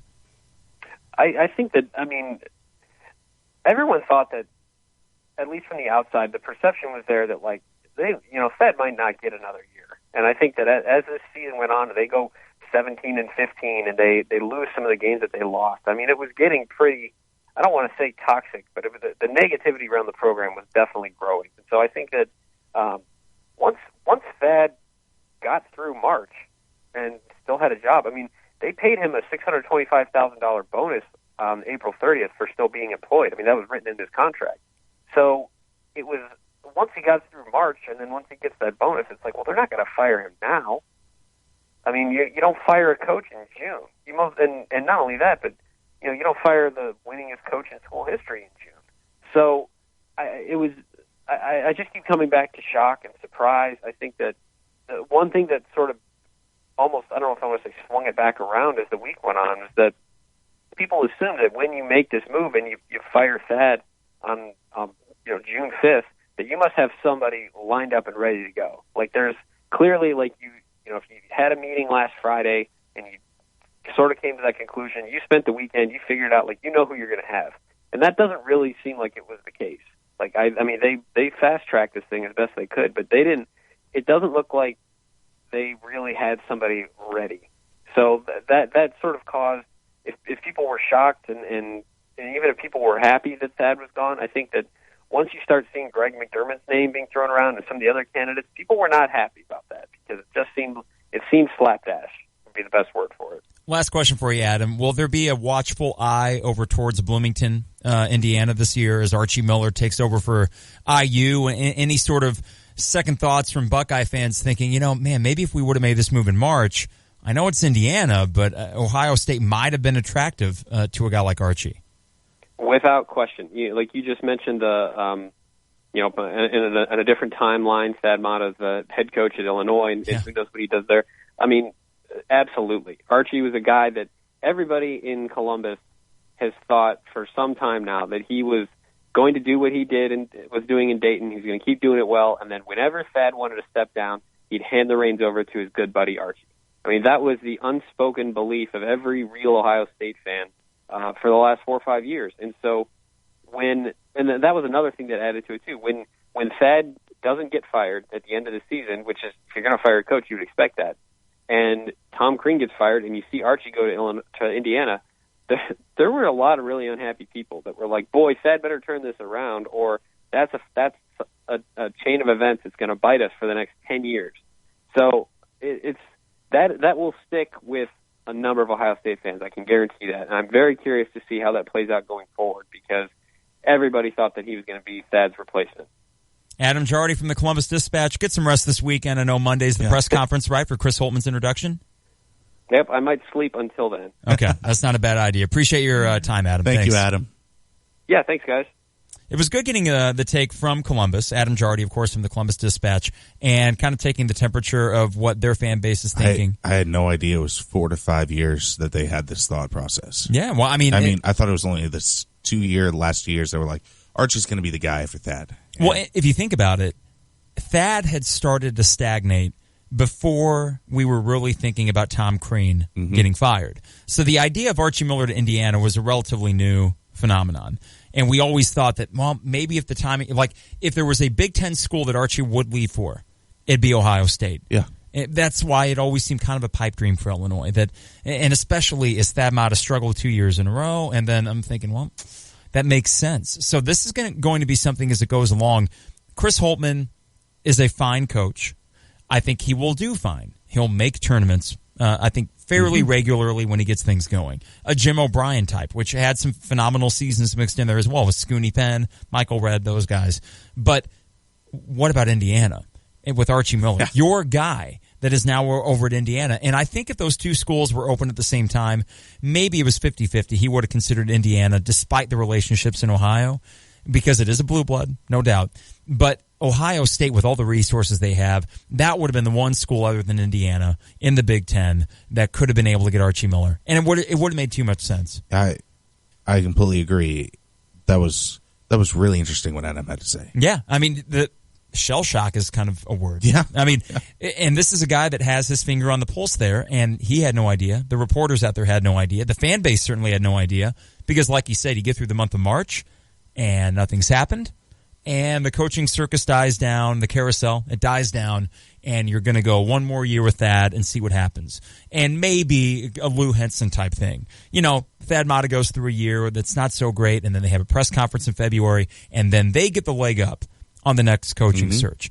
And they would have been the prime job, even if Thad Matta's, the momentum that program had is all but gone. Yeah, that's why it made zero sense when I saw the reports that he was not going to that he was going to coach his last year and then retire. That lame ducks don't work as Illinois football is. The only one that kind of worked was the Gene Cady heir apparent thing with Matt Painter, which I remember when they did that, I thought, oh, that's so Purdue. But I mean, they were both on campus at the same time. But it's not like, well, we're going to get this guy from a different campus in here, and he's going to do it. That's true. That's good comparison there. We're going to come back with one more segment, but before we do, it's time for an ESPN update with Austin Berkland. Hello, I'm Austin Berkland with your 4:30 Sports Center update brought to you by Prairie View Landscaping. Email mypvdiscount@gmail.com for a free quote and get 25% off their mosquito program. That's mypvdiscount@gmail.com. The Cardinals are on a 7-game losing streak and have made a big move. Okay, no, they didn't. They reassigned Maloney and have DFA'd Peralta to make room for Colton Wong. The still Matheny-led Cardinals take on the Phillies from Busch Stadium tonight at 7:15. The Cardinals are now 14-15 at home this year.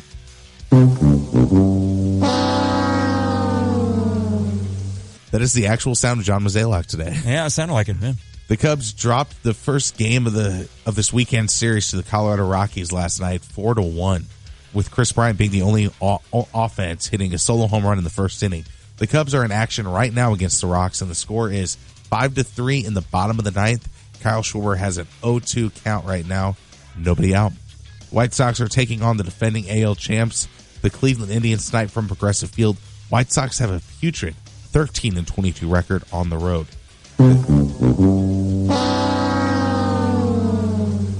An accurate representation of the White Sox season.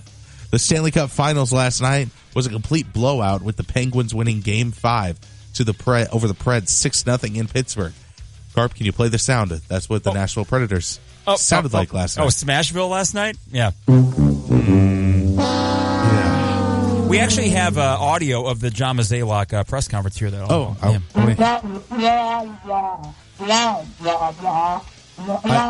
I hear his bow tie. I'm sorry, Austin, I interjected. Oh, not a problem, John. Thank you. That's the update. I'm sorry about that. Hey. Oh, wrong song. I didn't want that. I got to do a live read. There we go. Summer means pools, picnics, and relaxation. I agree with all three of those things. It's also the perfect time for mid-year financial checkup. If you've fallen behind on your goals, Busey can help you get back on track. Here are a few tips from their experts. 1. Rethink big goals. Financial assessments in the Resource Center on Busey.com are great tools to see if you're on track for saving for retirement, college, and major purchases. 2. Have you been sticking to your budget? Review and ensure you're not overextending yourself. 3. Plan to pay off debt as swiftly as your cash flow allows. 4. There is no time like the present to ensure your estate planning wishes are documented. And 5. Get creative with new and unique passwords. Yeah, don't do the ABC 1, 2, 3. Visit the Information Security Center on Busey.com for tips to keep your finances secure. Whatever your financial goal, Busey can help, from retirement planning to funding your child's college education, from buying your first home to expanding your business, from creating an investment to setting up a 401k for your employees. Enjoy your summer free from financial worries. To work toward achieving your financial goals today, visit Busey.com or stop by one of their many convenient locations. We'll be back. It is the Tay and J Show.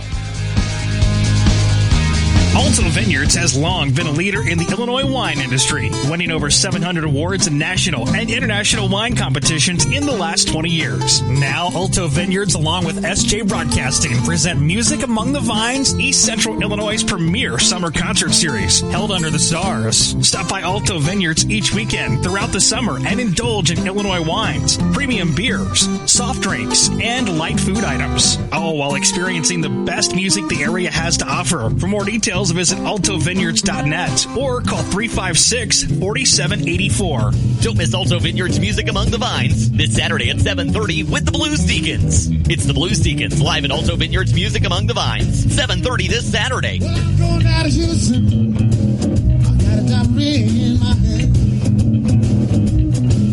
Well, I'm going out of Houston, baby.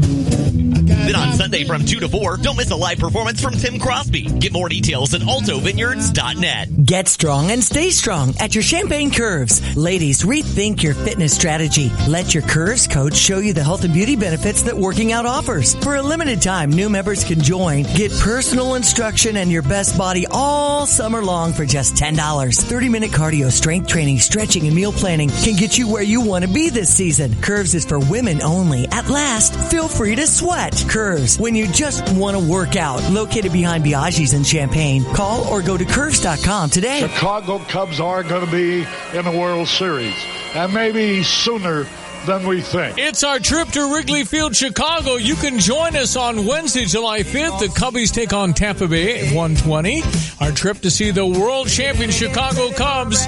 Rooftop tickets and motor coach to Chicago. All your food and beverages are included. Pay online or come by the Stevie J Broadcasting Studios to pay by check. All your details at StevieJ.com. StevieJay.com. If you have nothing to smile about, schedule an appointment today at Angel Smiles Dental Center in Rantoul. Turn your frown upside down and show off those beautiful teeth. We all have unique smiles, and we know what it takes to maintain those smiles. After all, a smile is like a personal signature, whether young or old. Maintaining your beautiful smile has never been easier with a visit to Angel Smiles Dental Center. From fillings, crowns, and root canals to dental implants and braces for kids and adults alike, Angel Smiles Dental Center in Rantoul will serve your entire family for all of your dental needs in all stages of life. Angel Smiles accepts the medical card for most services. For those children 20 and under, they accept a number of insurance plans, and they have an in-house dental plan to help people who have no insurance at all. Angel Smiles Dental Center is waiting to see you. Schedule a visit today at Angel Smiles Dental Center in Rantoul. Visit angelsmilesdentalcenter.com. That's angelsmilesdentalcenter.com, or call 892-8868. Hi, it's Stevie J. Start your day with me along with Diane Ducey, weekday mornings 7 to 9, here on ESPN Radio 93.5. Avenged Sevenfold. I can't read the title of the song, but I'm sure it's cool. It is the Tay and J Show. Mike Carpenter with Austin Berkland and Harry Black, who seemingly has an issue with rally caps. Oh, I'm sorry, Harry. There we go. I mean, do you think putting your hat on upside down is going to somehow make it so that your team wins? You never know, Harry. You're just going to look like a fool. Butterfly effect, Harry. I mean, if you think about it, it could just change the wind pattern just enough that it might... If you're saying that, then how about you could say, if he didn't put his hat on like that, then a butterfly doesn't land on Chris Bryant's bat, and then maybe he does hit a home run. That's true. I used to be much more superstitious watching baseball, to the point of Game 7, 0-1 World Series, Diamondbacks, Yankees. I didn't move. I just sat in the same spot. Or back in the 04-05 Illinois, that run, and the Arizona game where they went down 15, moving spots when the game wasn't going well. Also putting a can of starch through the wall, which I drywalled very well. But a little bit of anger watching that game. But I've chilled out, Harry, where I wouldn't do something like the rally cap or any superstitious I'm saying this all, anti-superstitious stuff, but I am probably very superstitious. But that's also because I'm an Eagles fan, so I've had to deal with a lot of tough seasons, just hoping anything that I do has anything to do with in your their locker success. room, who was the most superstitious player in for Illinois? I mean, I had my own little ritual. Oh, yeah? What was your ritual? Do you have a voodoo doll like the guy from Major League? No, nothing like that. Oh, okay. I have a yellow shirt that I wore all the way back since my playing days in high school. Wow. Junior year. And I also, this is something my dad did, he got me into this back when I was playing Pop Warner football. He would get me sour Skittles before the game, and I ate all of them except for the green ones. Ooh. And actually, I always had to try to find someone who would take the green sour Skittles. The first person who did it, U of I, was Simon Svijanovich. Oh. What do you know? Oh, wow. A harbinger of things to come. Those who eat green sour Skittles. You know who the second one was? Let me think of another one where... Was it another Svijanovich? Yes, it was. Oh, my God. Oh, no. What was Tim Beckman's favorite snack? Other than tobacco. Did you ever see him eat anything? No, the coaches always ate together. Okay. Yeah. Every Thursday night to cook you lasagna. So I'll be eating lasagna for 13 straight weeks. Can you hear that nervous laugh of people in the background thinking, what the hell is this guy talking about? Oh, man. It's fun to watch Austin. We're watching the Cubs game here. And was it almost like a home run cut? Or No, I thought it was a 3-1 count already. So it's like bases loaded, one out. The bases are caked. Okay. Well, we're going to take a break now. And better cue up that music. You see, the thing is, what I shouldn't do is verbalize what I'm doing here on the board and with the hotkeys, but it's just kind of this weird inclination to do that. 5 o'clock hour is open, though. We have the drive time segment to kick things off. And other than that, the city draft at 5:25. Looking forward to it. We actually have 6 people that will take place. We'll do 4 rounds, 24 total cities that we'll pick. I doubt St. Louis will be chosen, at least Not by me. It is the Tay and J Show. Check out the new BMW of Champaign. It's not like the old Twin City. They have new on-site local ownership since 2013, along with a new state-of-the-art facility. With a Customer First Service Award winner for 2015, BMW of Champaign does business your way. Yes, they have tons of cars. Yes, they'll get you what you want. Yes, they discount, deal, and even pick up and deliver. So stop in, ask for Ben, and give BMW of Champaign a look. BMW of Champaign at the corner of Neal and Burwash in Savoy. During warm weather, you need your AC to keep you cool. See your Champaign CarX man right now for an air conditioning performance check starting at $29.99. At CarX Tire and Auto, we can handle everything your car needs from maintenance to repair. And we'll get your air conditioning running perfectly just in time for summer. So don't sweat it. See your CarX man at any of our 3 Champaign locations for a $29.99 air conditioning performance check. All your car needs is CarX Tire and Auto. Don't worry, call the CarX man. You're listening to WSJK ESPN 93.5 Tuscola, Champaign-Urbana, your home for the St. Louis Cardinals.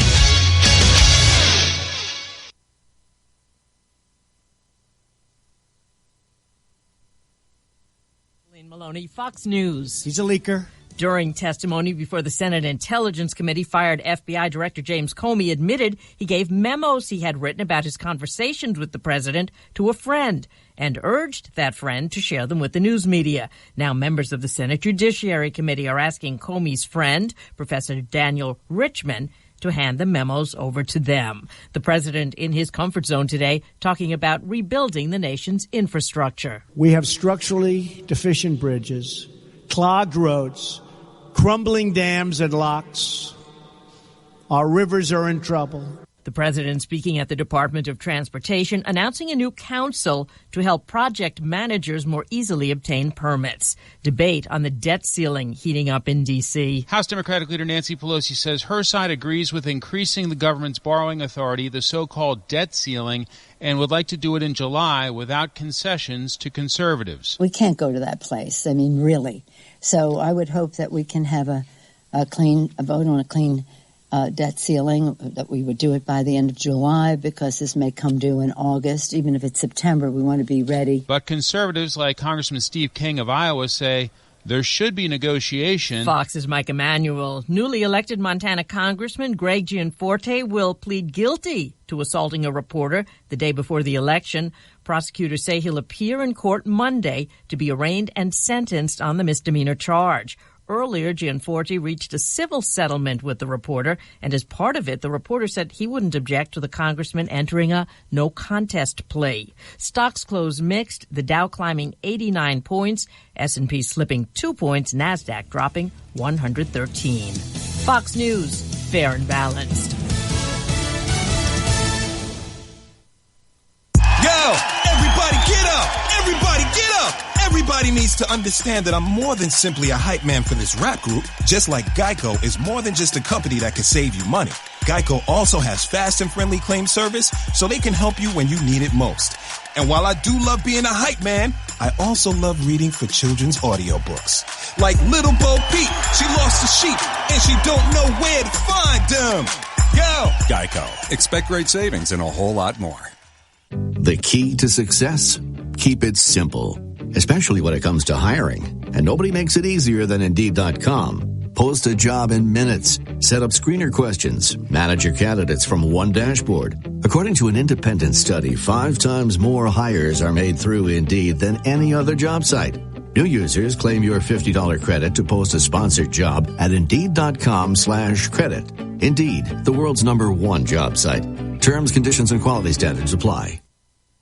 Charges of voter fraud in Indiana. 12 employees of an Indiana voter registration project overseen by Democrat-linked Patriot Majority USA are accused of submitting fake or fraudulent voter registration applications ahead of last year's presidential election.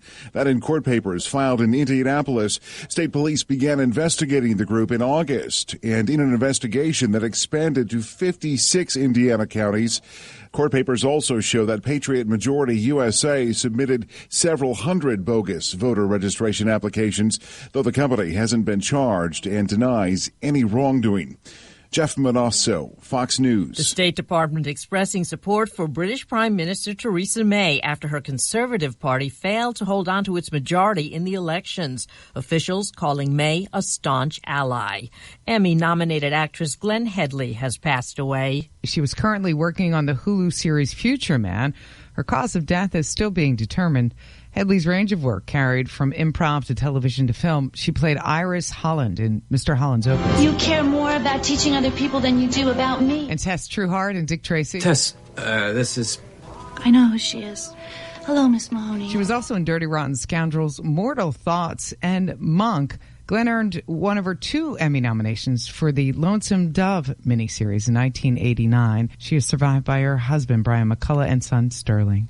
Michelle Polino, Fox News. Another TV host is out at CNN after portraying President Trump in a derogatory way. The cable network announcing it's not continuing with the second season of Reza Aslan's Believer series after he tweeted a profanity about the president. 2 weeks ago, CNN dumped comedian Kathy Griffin for posing online with a severed head resembling the president. I'm Kathleen Maloney, Fox News Radio.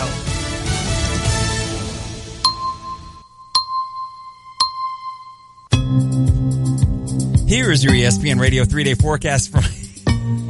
I had to turn the TV down. That's why there was the delay there. Watching into the Cubs game, they lost. Yep. Sorry. Trust the heating and cooling experts and cheap hour service experts to help keep you comfortable all year long. Call 866-EXPERTS or visit cheaphour.com. There we go. Well done. Tonight, 63 the low. Tomorrow, 89 and sunny with a low of 68 overnight. And then Sunday, 91 and sunny with a low of 70, mid-90s throughout next week. And not really any chance of rain. Yeah. Right now, it is 88 and sunny. ESPN Radio.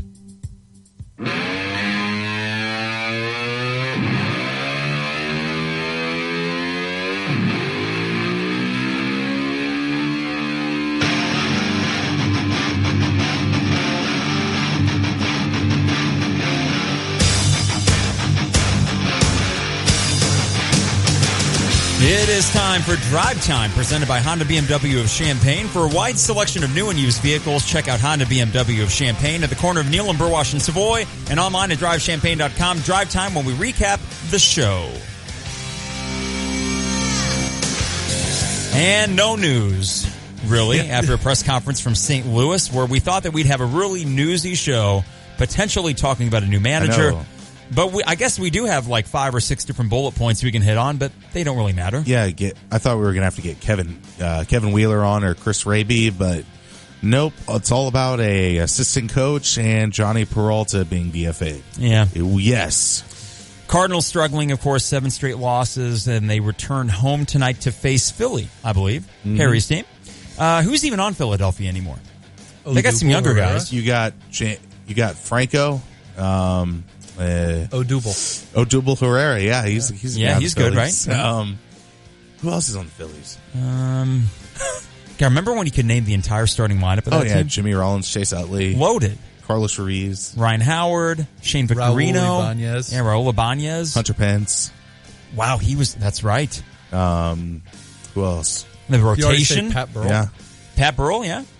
Bobby Abreu way back in the day. Cliff Lee, Roy Halladay, Cole Hamels. Yeah. There was one other guy, Jonathan Papelbon. Look at me baseballing. I'm impressed, Harry. Well, regardless, the Cardinals are at home tonight against Philly. It'll be interesting to see what that crowd reaction is like when Mike Matheny is announced, as usual. It's hard to gauge in any measurable way how good or bad a manager is. But there is something about Mike Matheny that certain personalities, Lovie Smith would be one example of this, actually, that when the teams are not winning, that kind of personality is the last personality that you want as a fan. You get in this sort of emotional fan state where you want that fiery kind of guy. Mike Matheny's not that, and nor does he have to be. There's been plenty of managers that have succeeded without having to be emotional or rip into the team after a losing streak. But something is amiss. And I honestly think it might go beyond Mike Matheny, because how much can a manager necessarily do to fix an entire defense, to eliminate the errors that you see on the base paths? They contribute, I'm sure, to that, but can we all pin this on one guy? It's really hard because Jonathan Mozeliak, he built a solid franchise up until these two things happened. Oscar Taveras passed away in that tragedy of the DUI, and then Alex Reyes lose him for an entire season. Those two guys would have shaped this franchise a heck of a lot differently than they are right now. And Jonathan Mozeliak just hasn't been able to rebound because there hasn't been those free agents available for him to get. And then when they do go after a free agent like Dexter Fowler, who that makes sense, and I still think he's going to be productive, if not for the whole contract, for at least the front end of it. But that is the risk you take, and that's why the Cardinals have probably been able to sustain this amount of success longer, was that it was so homegrown, and that they would go out to free agency and get a guy like, I don't know, is Brandon Moss a bad example? Just, a guy. They get a lot of guys. Yeah, a supplementary piece, but not the piece. Johnny Peralta was another guy like that. Jed Jerko, who's worked out wonderfully, he's been another guy like that, but they need that star player like they had in Albert Pujols and Matt Holliday. Maybe they'll look to a Manny Machado after the 2018 season. Yeah, but that would be so against. That's going to be a $300 million player in all likelihood. I think Jonathan Mozeliak will have to change his philosophy, and I think he will if he wants to keep his job. Yeah, but as good as Manny Machado is, you're still going to need other pieces around it, and that depth that we always talk about with the Cardinals, it's there if we're talking about these guys are major league caliber players, but there's not depth in terms of impact players that are going to be able to eventually get this franchise back to what they're accustomed to. Because these young pieces that you have, the Grichuks, the Piscottis, Matt Carpenter is still relatively young, or at least he's got a lot of time left in this league. It's not anything you can hang your hat on and say, these are the figures that we're going to ride into the future. These are the faces of this franchise for the next 4 or 5 years. So a precarious position for the Cardinals. They don't make the move today with Mike Matheny. I think it would have been maybe more window dressing than an impactful move. But something is seriously wrong with the team whose roster is still good enough to not be going through a swoon like this. And a team that from the beginning of the season, something's not right.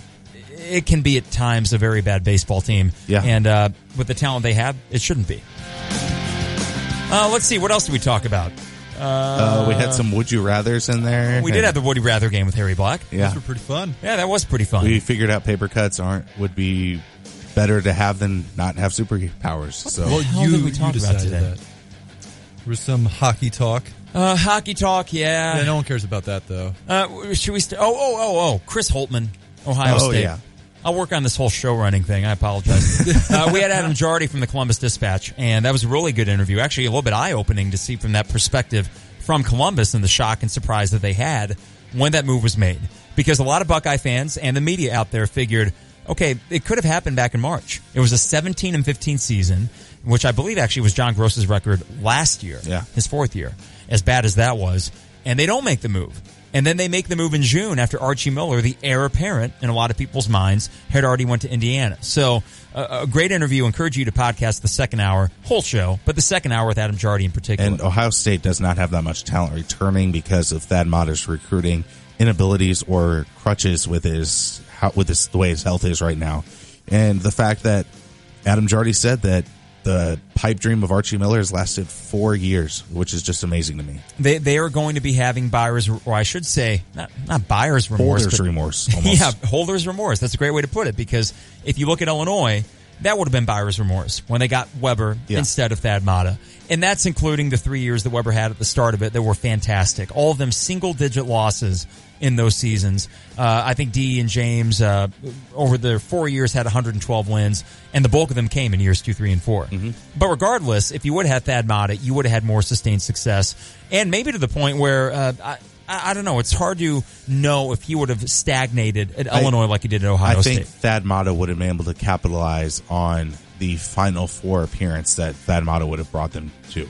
And so this is the presumed he would have amassed enough talent here at Illinois that even if it was an 04-05, he would have made a Final Four. He would have got that Greg Oden still. He would have got that Evan Turner at Illinois instead of him getting it at Ohio State. Yeah, if you look back at the record, I think it's the best winning percentage of any Big Ten coach that 10 seasons or more.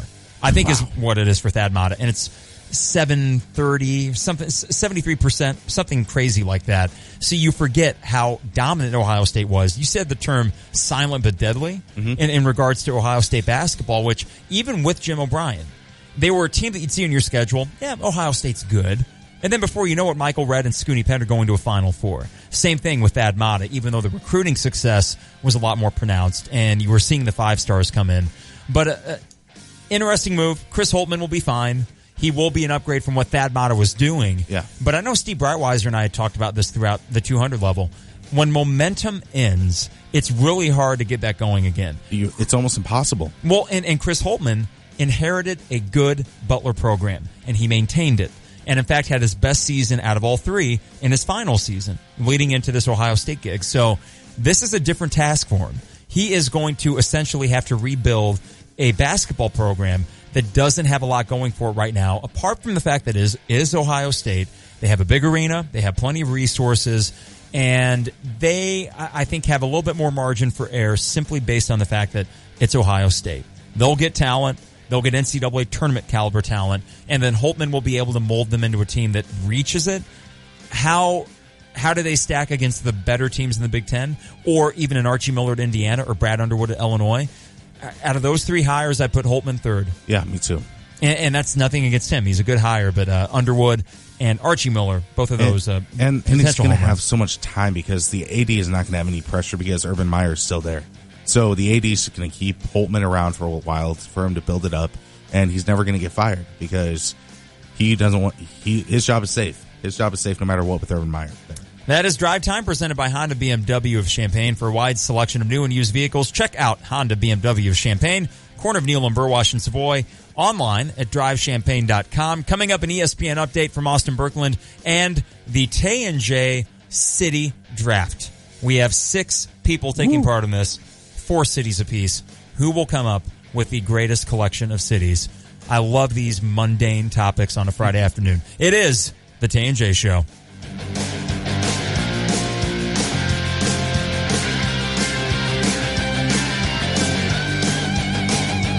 Check out the new BMW of Champaign. It's not like the old Twin City. They have new on-site local ownership since 2013, along with a new state-of-the-art facility. With a Customer First Service Award winner for 2015, BMW of Champaign does business your way. Yes, they have tons of cars. Yes, they'll get you what you want. Yes, they discount, deal, and even pick up and deliver. So stop in, ask for Ben, and give BMW of Champaign a look. BMW of Champaign at the corner of Neal and Burwash in Savoy. Experience what makes Eastland Suites the best. Like unique accommodations for guests who need extended stays, full kitchens, patio and balcony access, and grills in the courtyard for cookouts. Extended stay guests also love the free Wi-Fi, fitness center, and complimentary hot buffet breakfast. And Tanya, don't forget about the full-service lobby bar, large swimming pool, and the free shuttle, and the... Experience the best. Experience Eastland Suites. Book online at eastlandsuitesurbana.com.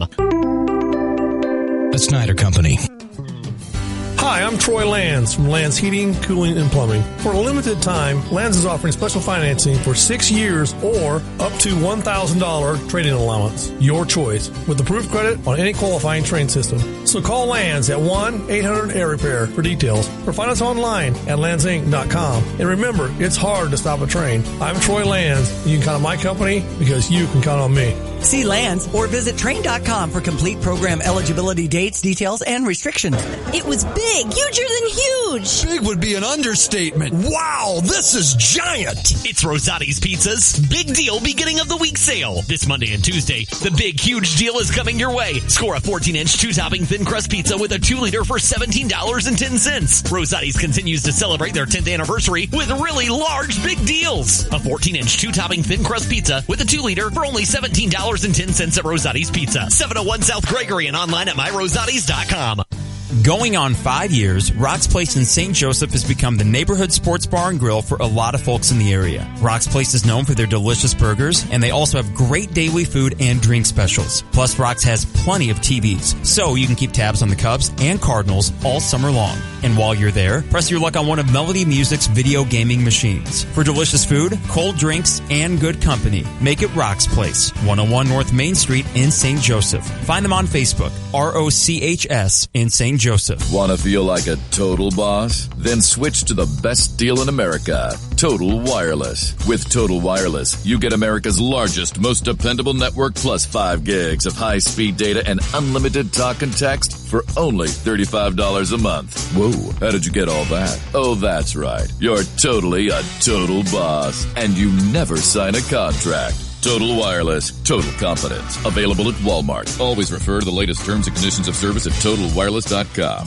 Hi, I'm Damon Hackelman, owner of CleanRite in Champaign. If you're looking for a trusted restoration service company, just look for the guys in the blue trucks. At CleanRite, we understand that life happens, and we're ready to help.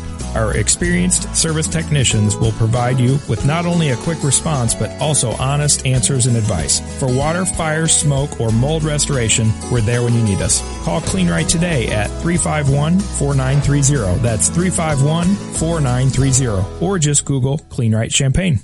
Are you looking for a new home or planning to refinance your existing home? Hi, this is Todd Duracon from First Federal Savings Bank of Champaign-Urbana, getting you and your home faster with loan closings in 30 days, mortgage loans, and refinancing that's fast, friendly, and local. We invite you to visit our experienced team of mortgage experts to find out how First Federal Savings Bank can help you with your loan closing in 30 days. For more information, visit 356bank.com. First Federal Savings Bank of Champaign-Urbana. Get what you want out of life. Member FDIC, Equal Housing Lender.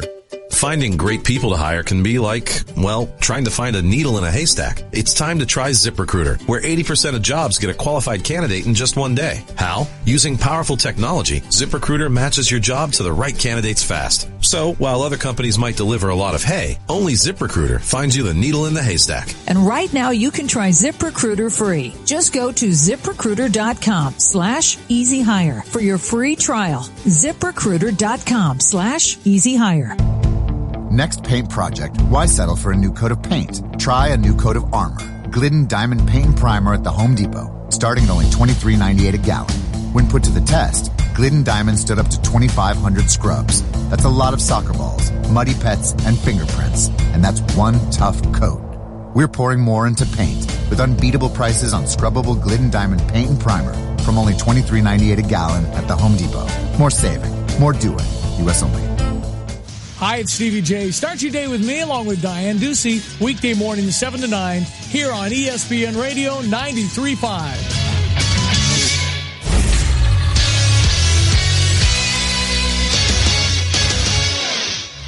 Hello, I'm Austin Berkland with your 5:30 Sports Center update brought to you by Prairie View Landscaping. Email mypvdiscount@gmail.com for a free quote and get 25% off their mosquito program. That's mypvdiscount@gmail.com. The Cardinals are on a 7-game losing streak, and they have made a big move. Okay, no, they didn't. Thank you all for coming. They reassigned Maloney, and they have DFA'd Peralta to make room for Colton Wong. The still Matheny-led Cardinals take on the Phillies from Busch Stadium tonight at 7:15. The Cardinals are now 14-15 at home this year. The Cubs dropped the first and second games of the weekend series to the Rockies. Last night they fell 4-1 to the Rocks, with Chris Bryant being the only offense hitting a solo home run in the first inning. The Cubs were in action just a little bit ago, and they fell 5-3 with the bases loaded and only one out, and they could not get a single run across the board. White Sox are taking on the defending AL champs, the Cleveland Indians, tonight from Progressive Field. White Sox still have a putrid 13-22 record on the road. The Stanley Cup Finals game last night was a complete blowout, with the Penguins winning Game 5 over the Preds 6-0 in Pittsburgh. Game 6 will be in Nashville, and do you predict a Nashville winner Game 6? Is it? Harry, I apologize. What was that? I love turning me off. I'm sorry. When he does the update, I just have. What was that? Nashville winning Game 6. Nashville winning Game Hands 6. down. Okay, and tonight. Or you could say, what's the other name? Nashville. Damn it. Wrong one. I'm sorry. And then I faded the music, too. And what else do we have in the update, Austin? The final piece in the update is the Warriors taking on the Cavs tonight from Cleveland. And if Warriors win, it'll be a sweep. And the line right now is Golden State is 6-point favorites. I guess you could say I really blew it. With no context, that's not even funny. What was the Ohio State joke you had, Harry? What is the matter with Ohio State basketball? Should we do a draft? Let's do a draft. Okay, so here's the context behind this draft. That was the most awkward ending to any update, and I apologize for that, Austin. I had a Twitter conversation, or Twitter feud even, with Jeremy Warner on Wednesday night. Yeah, it was intense. It got heated. Yeah. It included It got movie playfully discussion. It got as deep as Dark Knight Rises and There Will Be Blood, basically going back and forth on which movie sucked more. You know, a Twitter feud is silly when things go from one topic to the other one. Yeah, exactly. But we both knew what we were doing there as far as just having fun with it. And the idea was, I said New York, I went on a Boston rant of sorts. Mm-hmm. But listen, Boston's a cool city. It's a very cool city. I just enjoy New York more than I do Boston. So the idea today is that we have a city draft. We have 6 people taking part in this draft. Harry, what is the order that we have for it? We're going to go Austin Birkeland is first, followed by Nathan, myself, Carp, Brandon, then Trevor, and then we snake back around. Trevor, Brandon, Carp, Harry, Nathan, Austin. Okay, we got a snake draft here for our first annual, which is redundant, Tay and J City Draft. Austin, you're on the clock. All right. I'm going with the home of SNL. I'm going with the home of every major news network. I'm going with New York City as my number 1 pick. Sir, it is the only choice. It is the hub of everything in America, from the United Nations all the way to finance with the New York Stock Exchange. It is really the heartbeat of America, and so that's why I'm going with New York City as my number 1 pick. I could not agree more. That is a world city. Safe first overall pick. Nathan, I believe, is our second pick. Nathan? I'm super bummed you took New York for 2 reasons. One, obviously, the obvious number 1 overall pick, and I was also going to introduce it with a little Sinatra, little New York, New York. Ooh, well done. You took away that intro for me. I'm going to go classic. One of my favorite cities to visit, Chicago, Illinois. There you It's go. got everything you need. The second Nice city sports. was picked second. Hold on. Damn it, too late. That was a good joke, though. Thank you. Okay, so the second pick for Nathan is Chicago. We have New York for Austin. We have Chicago for Nathan. Who we got third? Me. Okay. I don't think anyone's going to be surprised with my first pick. Philadelphia. You're from Philly, is that right? Yes. Yes, for context for the listeners. Yeah, I'm from Philadelphia. Love the Philadelphia Eagles and Flyers. Diehard Philly sports fan. No other choice. Okay. This is really tough. I can't believe I'm doing this. Uh-oh. I know where this is going. I mean, but St. Louis? Defeating the purpose of the entire draft. Yes, St. Louis. No. You know what? No, I'm going to forego that urge. I have not been to the city I'm about to pick, but I'll take Austin's word for it that it's impressive. I'll go Washington, D.C. Ooh, that was going to be my sneaky pick. Okay, yeah, and it might be a little bit early for that, but Okay. it is the nation's capital. Great architecture. Not Baltimore, no offense to Baltimore, but parts of Baltimore just suck. Yeah. So we're going with Washington, D.C. Who's our fifth pick, Harry? Brandon, what do we have? My first pick is a town I just recently visited last summer, going on a cruise. We left out of this city, and as a fan of history and architecture like Carp, I'm going with New Orleans, Louisiana. Ooh, that's a great pick. I was expecting that to be my dark horse 4th round pick. that's a later round. I don't know, man. New Orleans has a lot going for it. Apart from the whole, being beneath the sea level. And Freudian slip right there. Yeah. After global warming, it will be submerged in water. Sixth pick is to Trevor. Got the back-to-back picks here. All right. I haven't been to this city, but I'm going to go ahead and pick it because I thought it would get picked higher. I'll go with Boston. Okay. At 6. That's a great pick at 6. I want to check it out. And then I'll wrap back around and go with San Francisco. Oh! My favorite cities to visit, and Okay. I think it's got a little bit of an edge on L.A. just in terms of traffic and all that. And there you go. So I'll be interested to see where LA goes. Yeah. Because for all the for it being the second biggest city, yeah. Not a lot of hype around it. Not a being lot, picked. not a lot. Okay, so this is pick number 8, and we're heading back to Brandon. Even though I'm not 21, I still think Las Vegas has a lot of appeal. Good choice. That kind of fun environment. Okay, Las Vegas. So, Brandon, right now you have New Orleans and Las Vegas. Okay, and Trevor has Boston and San Francisco. And I have Washington, D.C., and now it's time for my second pick. Oh, boy. Let's go to a place that a friend of mine lives down there.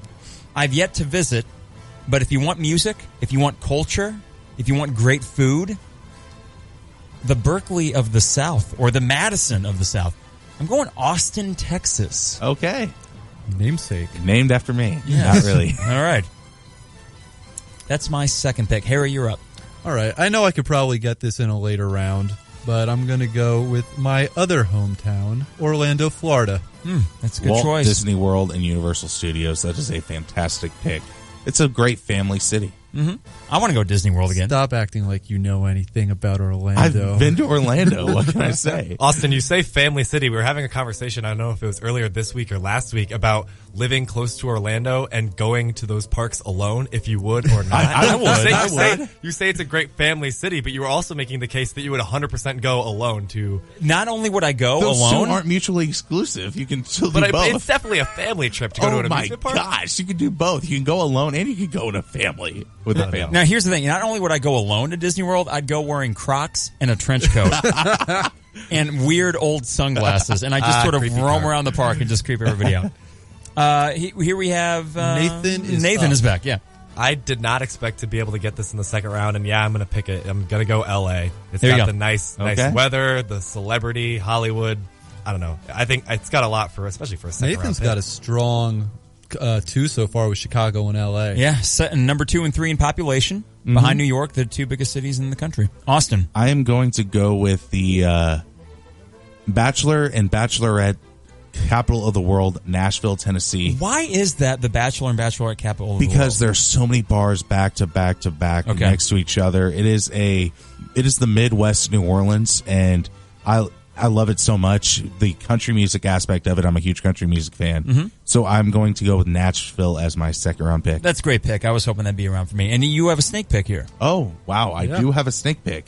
Okay, my third city I will select is a Riverwalk city, and I'm going to go with San Antonio, Texas. That's a good pick. It is a great city. It's clean, and going there whenever Illinois went to the Texas Bowl in Houston, traveling through there, it is a great city with so much to do.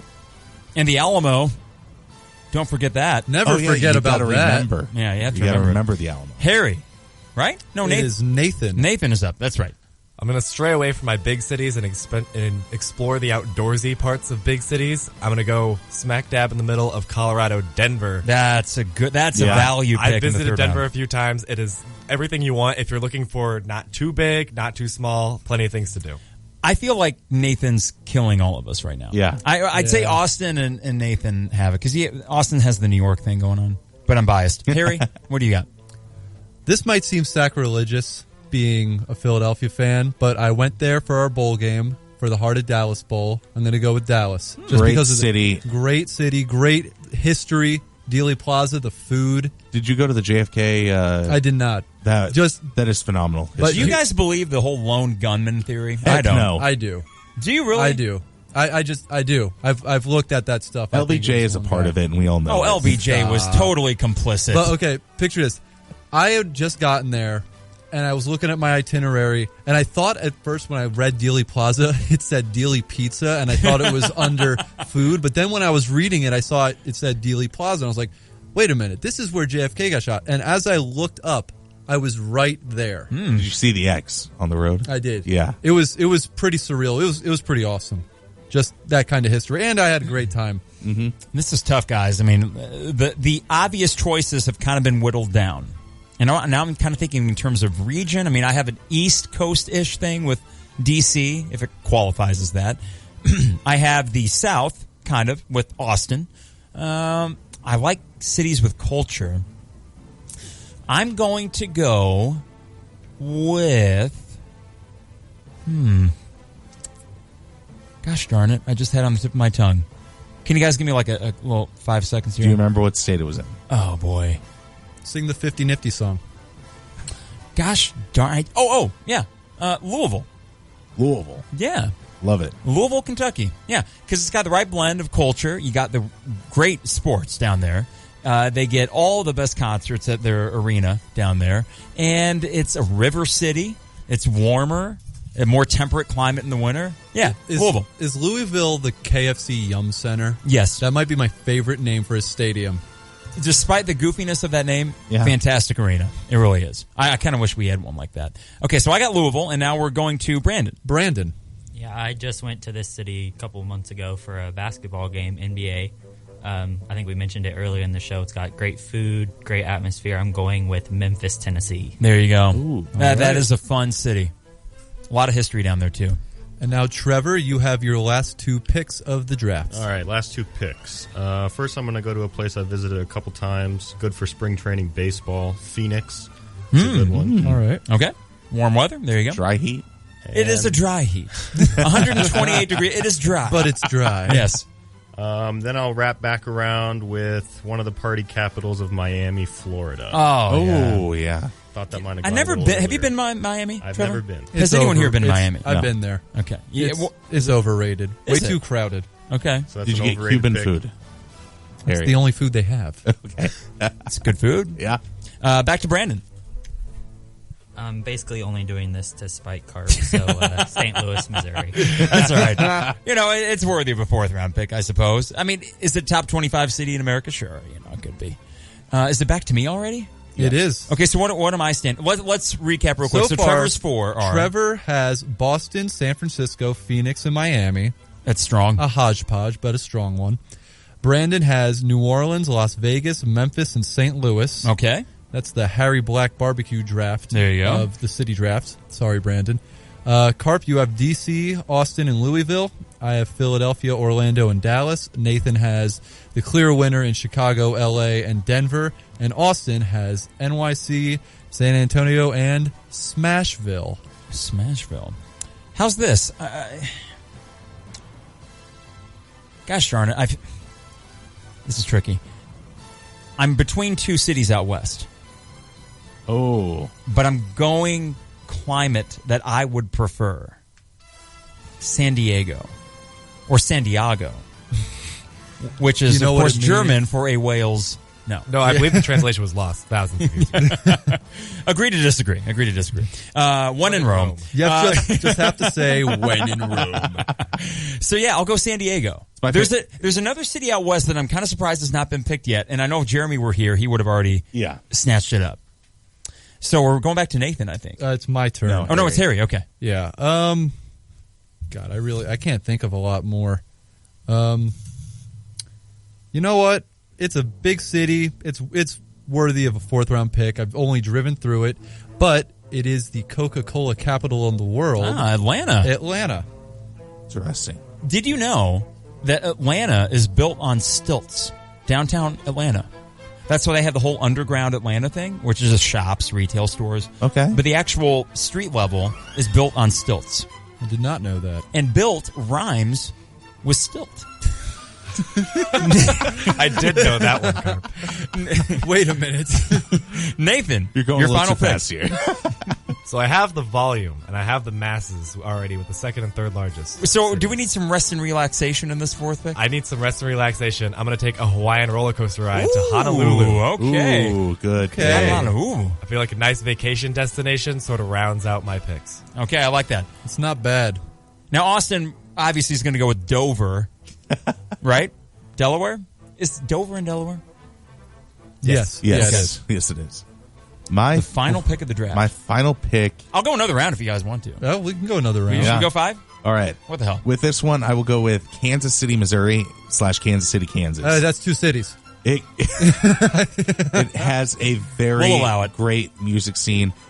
The Power and Light District, Zona Rosa, shopping for days, bars for days, and of course the barbecue. Joe's Kansas City is the nation's best barbecue, according to a lot of major food websites. So I'm going with Kansas City, Missouri. Are we going 5th round? Yeah. Before we do, let's get a recap, Harry. So far, Austin Birkeland has New York City, Smashville, San Antonio, and Kansas City, Kansas. Nathan has Chicago, Los Angeles, Denver, and Honolulu. That's strong. That is strong. I have Philadelphia, Orlando, Dallas, and Atlanta. Okay. Carp, you have Washington, D.C., Austin, Texas, not Birkeland, Louisville, San Diego.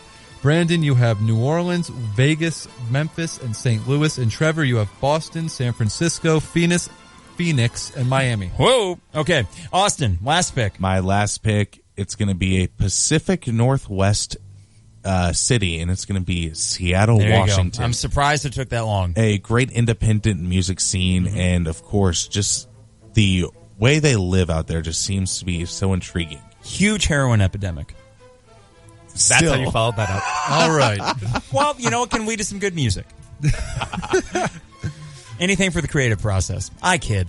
No, Seattle, great pick. That's why I went San Diego. Yeah. Because the rain would just get to me. Let's go, Nathan. Final pick. I'm looking at these. I'm looking at what I've written down and still trying to decide. I could get Houston, which is surprisingly the 4th largest city. I've heard mixed things about Houston. But I like mixed things Houston. about it. So instead, I'm going to stay in the Pacific Northwest, and I'm going to go with Portland. Good call. Yep. Little artsy, but I don't know. All right. I can get with it. Yeah. I've seen Portlandia. Yeah. That's my extent. My God. The most hipster show ever created. Harry, your final pick? I'm going to go with, and I have no real reason to go with this, except I kind of just respect their fans, and I love their hot wings. I'm going to go with Buffalo. Ugh. That might be the worst pick in the draft. Oh, yeah? That place sucks. It's basically Canada, for one, and it's cold. But you know what? Their fans are pretty into it. And I guess they get hot wings. It kind of died with it when OJ died, right? Yeah. Well, I think it died after their 4th consecutive Super Bowl loss. The veneer kind of left. Okay, so for my final pick, I'm going to go with a Big Ten city. Oh, really? I am, yeah. Not Champaign-Urbana, which is a great city. It really is. It really is. For its size, it has everything I think you I know want. which way you're going. I'm going Madison. Yes. Yeah. It's on a lake, beautiful campus. It's also the capital. Big city, but not too big. So you have everything that you'd want, really good culture up there, and it's Wisconsin. I don't like their sports teams, but I love the topography and the climate, but I would move back south. What's my furthest south place? I'd move down to Austin in the cold you weather have months. Austin. There we go. Is San Diego further south than Austin? But that's more temperate, I think, because it's Northern California. So, yeah, I would do San Diego and Austin in the cold months, but I'd go back to Madison in the summer because it is beautiful up there and great area. So, yeah.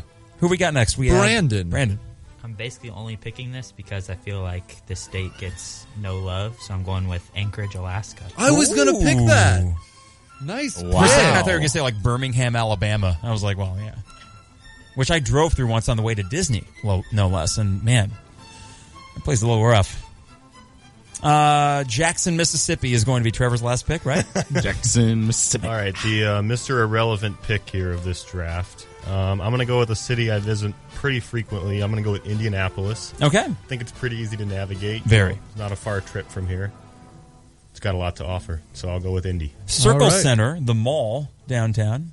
Okay. I'm going to be, I will say, if you're going to an event, this is the difference for me for Indy and St. Louis. If you got a sporting or concert thing, Indy is the perfect place if you have an event built around it. Yeah. And they really do it up right for the Big Ten tournament and all that.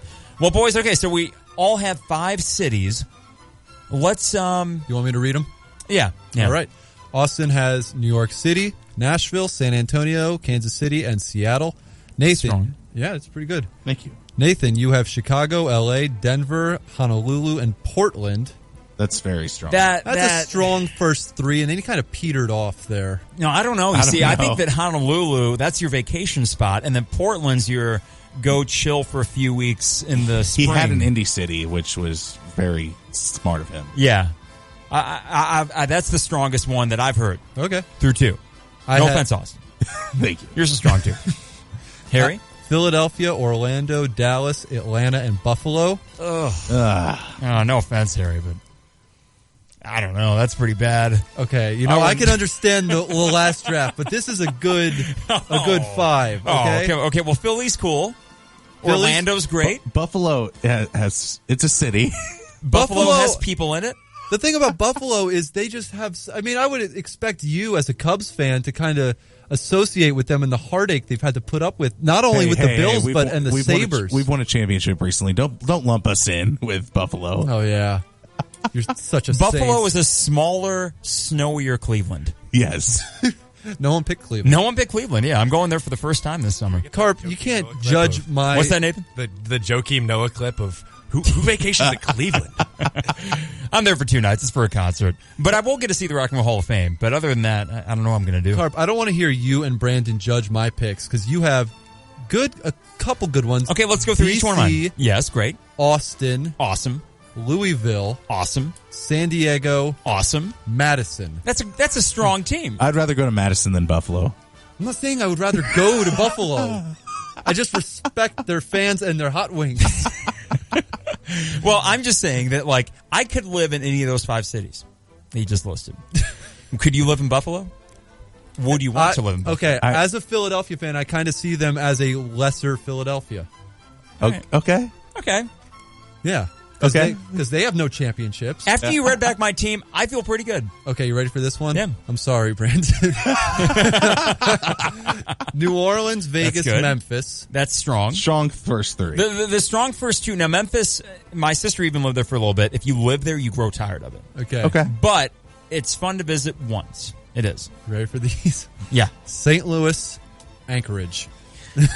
I mean, Anchorage in the summer, probably beautiful. Well, I mean, do you want to hunt moose? The midnight sun, the sun's always up in Anchorage in the summer. I've been to Anchorage in the summer. It's something that's worth seeing. Okay. All that sunlight, there's plenty of stuff to do. Are you seriously telling me you're taking an Alaskan city over a city in New York? Hey, I'll give you this, Harry. I'd rather go to Buffalo than Anchorage. That's not a compliment. I'd rather go to Buffalo, but only because the plane ride's longer to Anchorage. Planes make me queasy. And then Trevor's team. Boston, San Francisco, Phoenix, Miami, Indianapolis. Strong. Strong. So I think Nathan's probably the it's winner. between me and Nathan.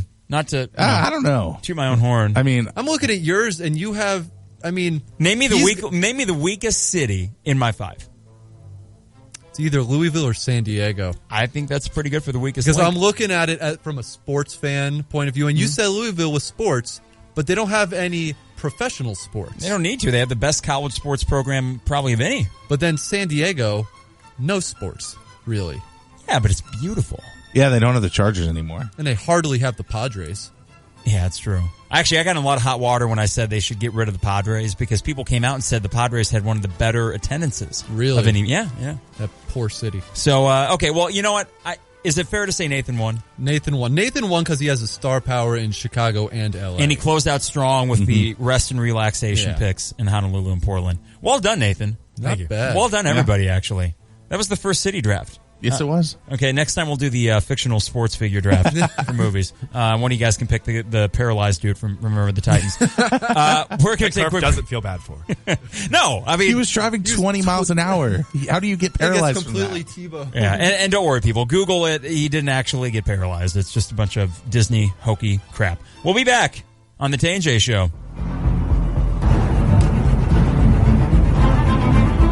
Your car breaks down, you realize just how much you need it. And when it breaks down, Beaumont Alignment Plus steps up. For routine maintenance like brakes, oil changes, tune-ups, batteries, and tires, you can count on Beaumont Alignment Plus. Bigger issues including alignment, suspension work, starters, alternators, transmission requires specialists. So get to know Beaumont Alignment Plus for your vehicle repairs. With locations on Bloomington Road and Denison Drive in Champaign, you're never far from the help you need. It's good to know that quality service is still affordable at Beaumont Alignment Plus. If you're near retirement or thinking about retiring, you probably have a lot of questions. How do you make your savings last? How much should you take out and when? You're ready for retirement, but are your finances? I'm Edward Jones financial advisor Mike Kessel. Let's work together to help ensure your finances can keep up with your unique needs over the long haul. You've done what it takes to get there. Now it's time to make the most of retirement. Stop by our office at 1701 Broadmoor Drive, Suite 110 for a face-to-face appointment. Edward Jones, making sense of investing. Member SIPC. Alto Vineyards has long been a leader in the Illinois wine industry, winning over 700 awards in national and international wine competitions in the last 20 years. Now, Alto Vineyards, along with SJ Broadcasting, present Music Among the Vines, East Central Illinois' premier summer concert series, held under the stars. Stop by Alto Vineyards each weekend throughout the summer and indulge in Illinois wines, premium beers, soft drinks, and light food items, all while experiencing the best music the area has to offer. For more details, details, visit altovineyards.net or call 356-4784. Don't miss Alto Vineyards Music Among the Vines this Saturday at 7:30 with the Blues Deacons. It's the Blues Deacons live at Alto Vineyards Music Among the Vines, 7:30 this Saturday. Going out of Houston, I got a diary in my head. When I'm going out of Houston, baby, Then on Sunday from 2 to 4, don't miss a live performance from Tim Crosby. Get more details at altovineyards.net. Juan, we've been keeping in shape with the Mettler Center for a while now, but fitness is just one part of what they offer. If you're in pain, Mettler Physical Therapy offers a complimentary consultation. Best of all, it's all personalized. It's treatment by a licensed doctor of physical therapy in a private setting. And they're pretty good at it, too. They have a 98% satisfaction rating for their patients' experience. If you have a question for a physical therapist, visit MettlerCenter.com and click on Ask an Expert. The Mettler Center at the corner of Windsor and Duncan in Champaign. Visit online at MettlerCenter.com. During warm weather, you need your AC to keep you cool. See your Champaign CarX man right now for an air conditioning performance check starting at $29.99. At CarX Tire and Auto, we can handle everything your car needs from maintenance to repair. And we'll get your air conditioning running perfectly just in time for summer. So don't sweat it. See your CarX man at any of our 3 Champaign locations for a $29.99 air conditioning performance check. All your car needs is CarX Tire and Auto. Don't worry, call the CarX man. Don't miss the opportunity to play great golf in Mahomet. Beautiful, scenic Lake of the Woods golf course is only 10 minutes west of Champaign off I-74. We have an 18-hole golf course, a 9-hole par 3 course, the new fun and fast foot golf short course, a full-service pro shop, practice range, and snack bar. Call today or go online at golfthelake.com. Get all the latest information, like our after 11 a.m. senior golf deal, as well as upcoming events and tournaments. Make the short drive to Lake of the Woods golf course in Mahomet and enjoy great golf. Baseball is back at Pia's, and Pia's is your home for the world champion Chicago Cubs. Enjoy the game while filling up with their famous 10-ounce Slugger Burger, along with great wings and so much more. Watch the Cubs all season long at Pia's Sports Bar. With live video gaming, great drinks, sports, food, and fun. See you at Pia's, West Springfield Avenue in Champaign.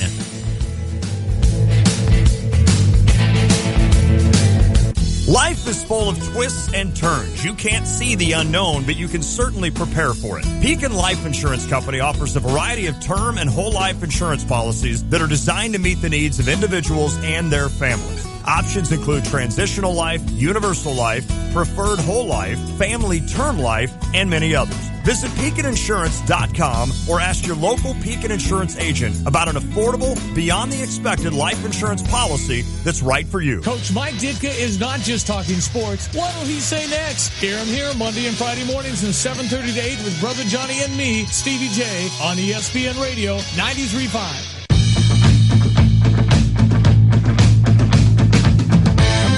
Tay and J Show, Mike Carpenter with Austin Berkland and Harry Black, and a full call screen studio with Nathan, Trevor, and Brandon. We just got done with our city draft. Austin's going to tweet that out at Tay and J Show. I just did. Okay, and you can go there and leave your comments on Facebook or Twitter about who you think won the city draft. I think the consensus here was Nathan had the upper hand on it. That was a very strong pick. Mm-hmm. I think I'm certifiably second. I don't know. I would say I'm second. Actually, Austin did get New York. Yes. But we're pretty sure, no offense to Harry. Stop it. You guys are the meanest people. Harry is certifiably last. Harry and Brandon. I am not last, okay? My first 4 picks, even if you guys don't like Buffalo, my first 4 picks should put me in the top 3.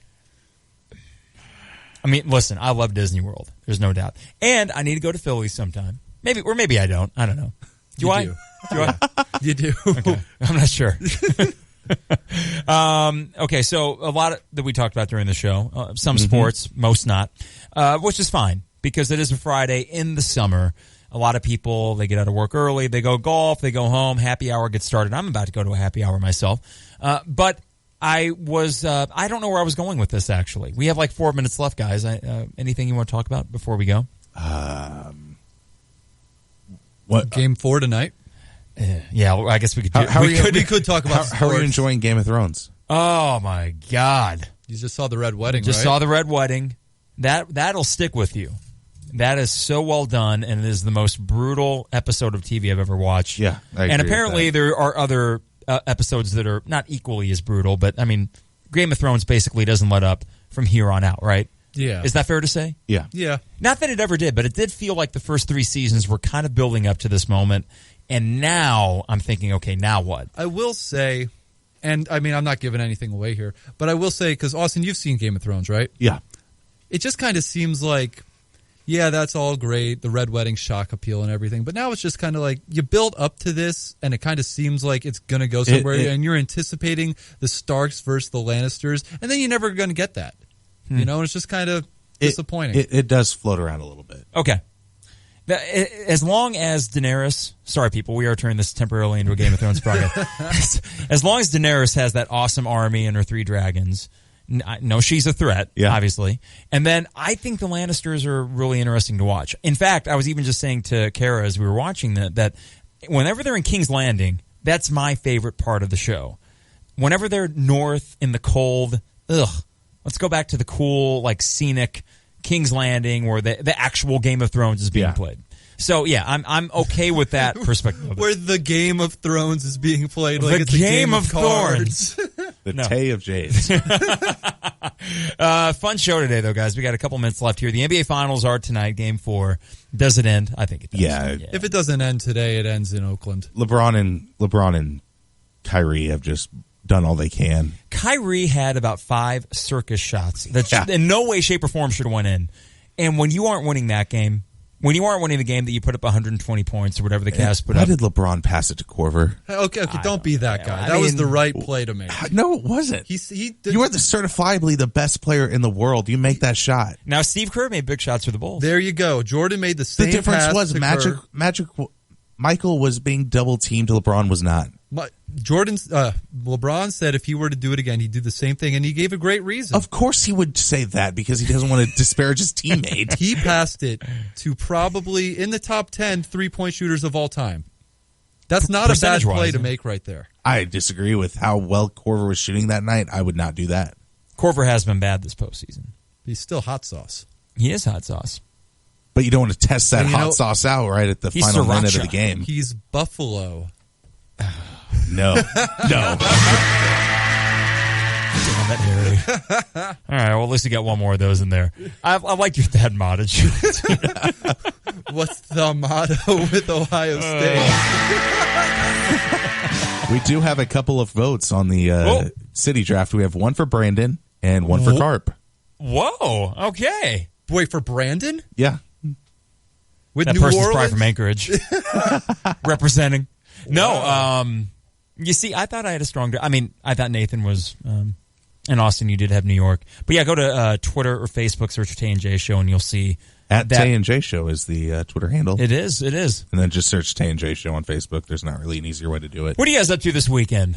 Movie time. I might go see Wonder Woman and The Mummy. Gal Gadot. Yeah. A classic Hollywood beauty. I mean, Rotten Tomatoes is in love with Wonder Woman right now. Yeah, but they also were in love with Ghostbusters remake. They were not that in love with it. Nah, it was like 80%. It was not that But hot. I've heard universally Wonder Woman's very good. They loved Dark Knight, and they hated the new Batman movie. And I kind of like the new Dark Knight Batman Rises? No, yeah. Or Batman vs. Superman. The Dark Knight.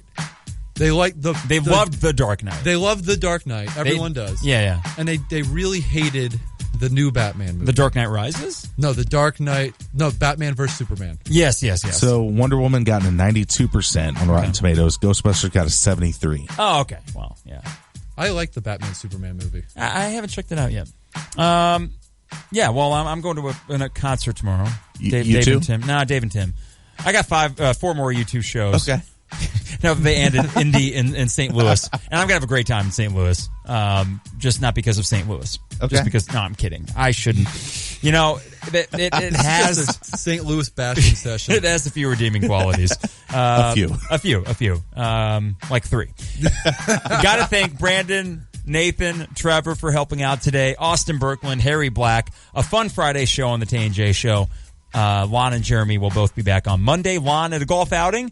He just tweeted out he's having a good time with his buddies. And then, of course, Jeremy's down in St. Louis. And head to IlliniInquirer.com.